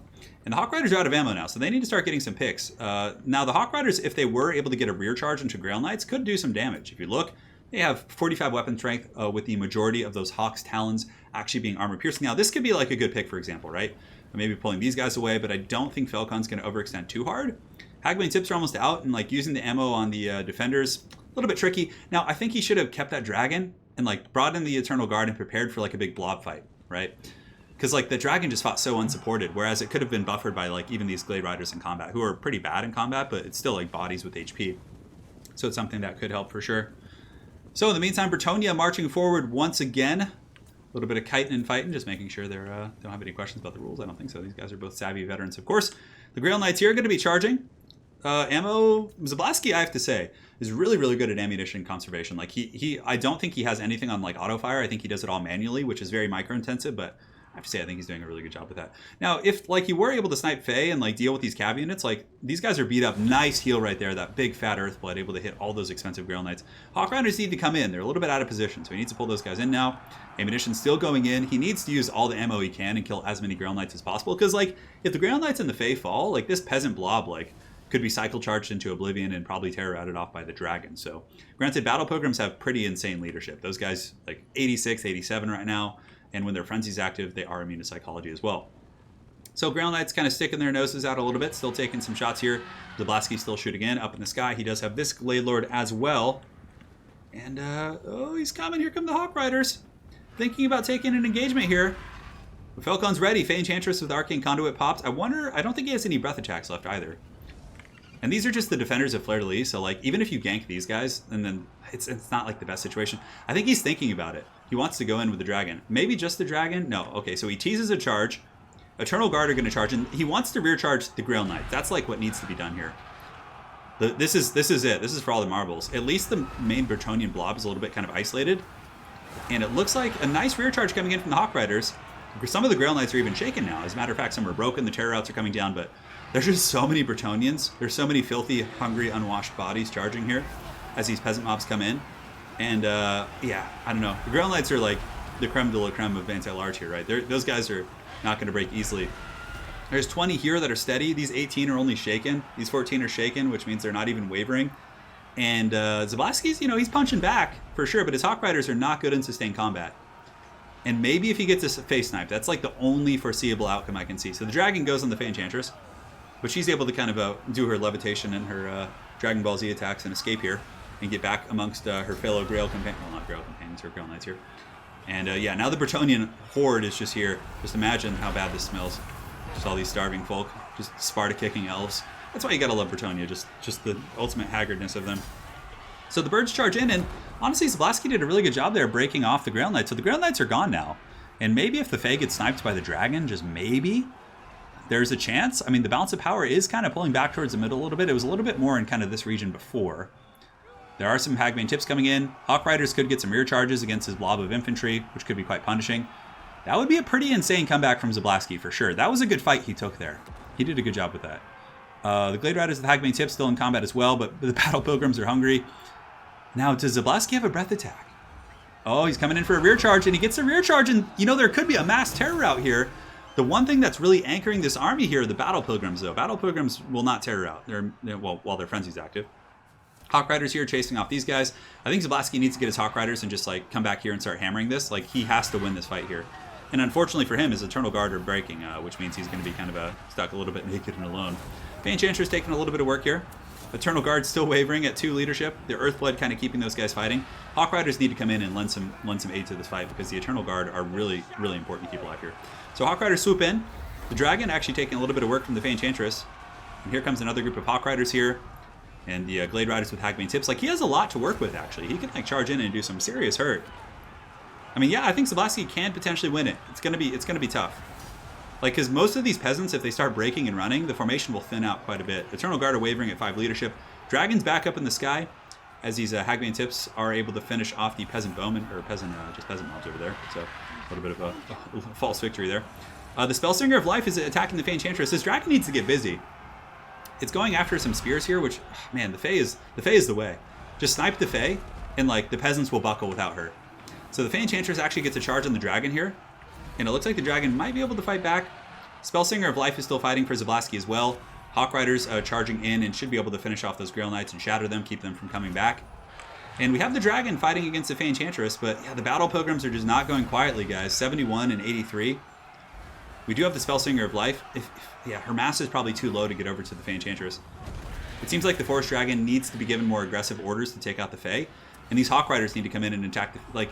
She needs to go down. Otherwise, I don't think he's going to have the tools to do it. Now, as far as ammunition goes, he has none left, really. His Spellsinger of Life gets an Earthblood off. Unfortunately, the Earthblood, well, it doesn't matter, I guess, because the Glade Lord's at its healing cap. It would, potentially could have healed both those units. Opal Amulet popped as well. The Spellsinger is trying everything it can. This dragon needs to come in. Just keep cycle charging the Fae while you can. Here in the distance, Hawk Riders continuing to do their thing. And that's going to be it. The Noble Knights of Bretonnia endure. Man, yeah, imagine a Vortex. Well played to both players. Zablaski was on the ropes, and he almost came back, so I have to commend his performance there. But the Bretonians, with their consistency in the Ground Knight micro and keeping everything relatively close together and just wasting the ammunition of the Elves in a very grindy fight, was able to do the trick. Yeah. So well played. So guys, there you have it. Let's go ahead and update the scoreboard. That is going to conclude today's competition. We're going to go ahead and go to the letter, where we will add Felcon's name to the list. The text. Oh, hold on. I have a fancy way of doing it now. Yes, it will actually look somewhat. So Felcon is going to be our second qualifier here for the ECL Season 4 Grand Finals. And congratulations to him. A very, very solid day. He certainly tore through a lot of the competition and did not mess about. So well played to him. Congratulations. He'll be joining A-Move Hacker in the Grand Finals, which I'm going to be trying to make extra grand this time around. I'm going to be trying to potentially have some fun events around it and things like that. Got to step it up. It's the first season we've had ECL being an open event, so I think it's time to, scale up the finals a little bit as well. So big congratulations if Felcon played like an absolute ace today. He is going to be qualifying. And again, guys, we have 6 more qualifiers. So you guys are in for a lot more Total War Warhammer competition. And it was a quick stream indeed, but that's okay. Sometimes it's quick. That's okay for me. I can go get some food early. I don't have to starve. Monochrome, well played to you too. A lot of you guys played in the event today. CVN 27. When will be the next tournament? So the next tournament's going to be next either Saturday or Sunday. I'll announce it on Twitter as well as my community section, hopefully ahead of time. But it'll be next weekend, the 18th or the 19th. Most likely on Saturday, but I'll see what some other... I don't want to overlap with other folks' tournaments, but we'll see. All right. Vicious Satsuma says, well, that was definitely not predictable. Well, Satsuma, we'll hopefully see you back next week where you can come and conquer and do well, brother. Always a pleasure watching your games. I actually really enjoyed that game you sent me, the one we casted on the channel. You got more, send it my way. And I am casting the series between you and Felcon, so it'll be going up hopefully in a week or so. All right, guys, that's going to be it for now. Special thanks to all you folks for the very generous donations from Salty Saxon, Simon Whitrock, Zai for the channel membership, CVN27, Magic D, Mustafa, CVN again coming in for the 1-2 dreaded double donation, Sofa Muncher, and Eric. And then also we had, I believe that was it. Yeah, so thank you guys so much. Super generous. And again, thank you to all the mods for helping out. I really appreciate you guys making the streams and the tournaments run smoothly. I couldn't do it without you guys. You guys are absolute aces. And yeah, we're going to do it to it. Good stream indeed. And Ace Sky, I do want to play Star Wars Legion perhaps someday. I'm going to be checking that out. So, all right, guys. The next Warcraft 3 stream will probably be on Wednesday. I think Wednesdays are going to be my new day for off content stuff. And then we're going to have Belagar streams throughout the week and, of course, quick battles and all kinds of good stuff. Yeah, today's... I should just rename this to the Eternal Tempest League after those Tempests. That was some sexy stuff. Really, really good. All right, guys. Thank you so much for joining. It was an absolute blast. And, yeah, we're just going to have some music to play us out. Just so people watching this back don't have any inclination to the spoilers. But again, on the way out, please drop a like if you could. It does help out quite a bit from a business perspective and helps keep me going. And again, guys, thank you so much. We'll see you around, and congratulations to Felcon for qualifying for the Eternal Challenger League Season 4, coming again to defend his strap from before. All right, guys, cheers.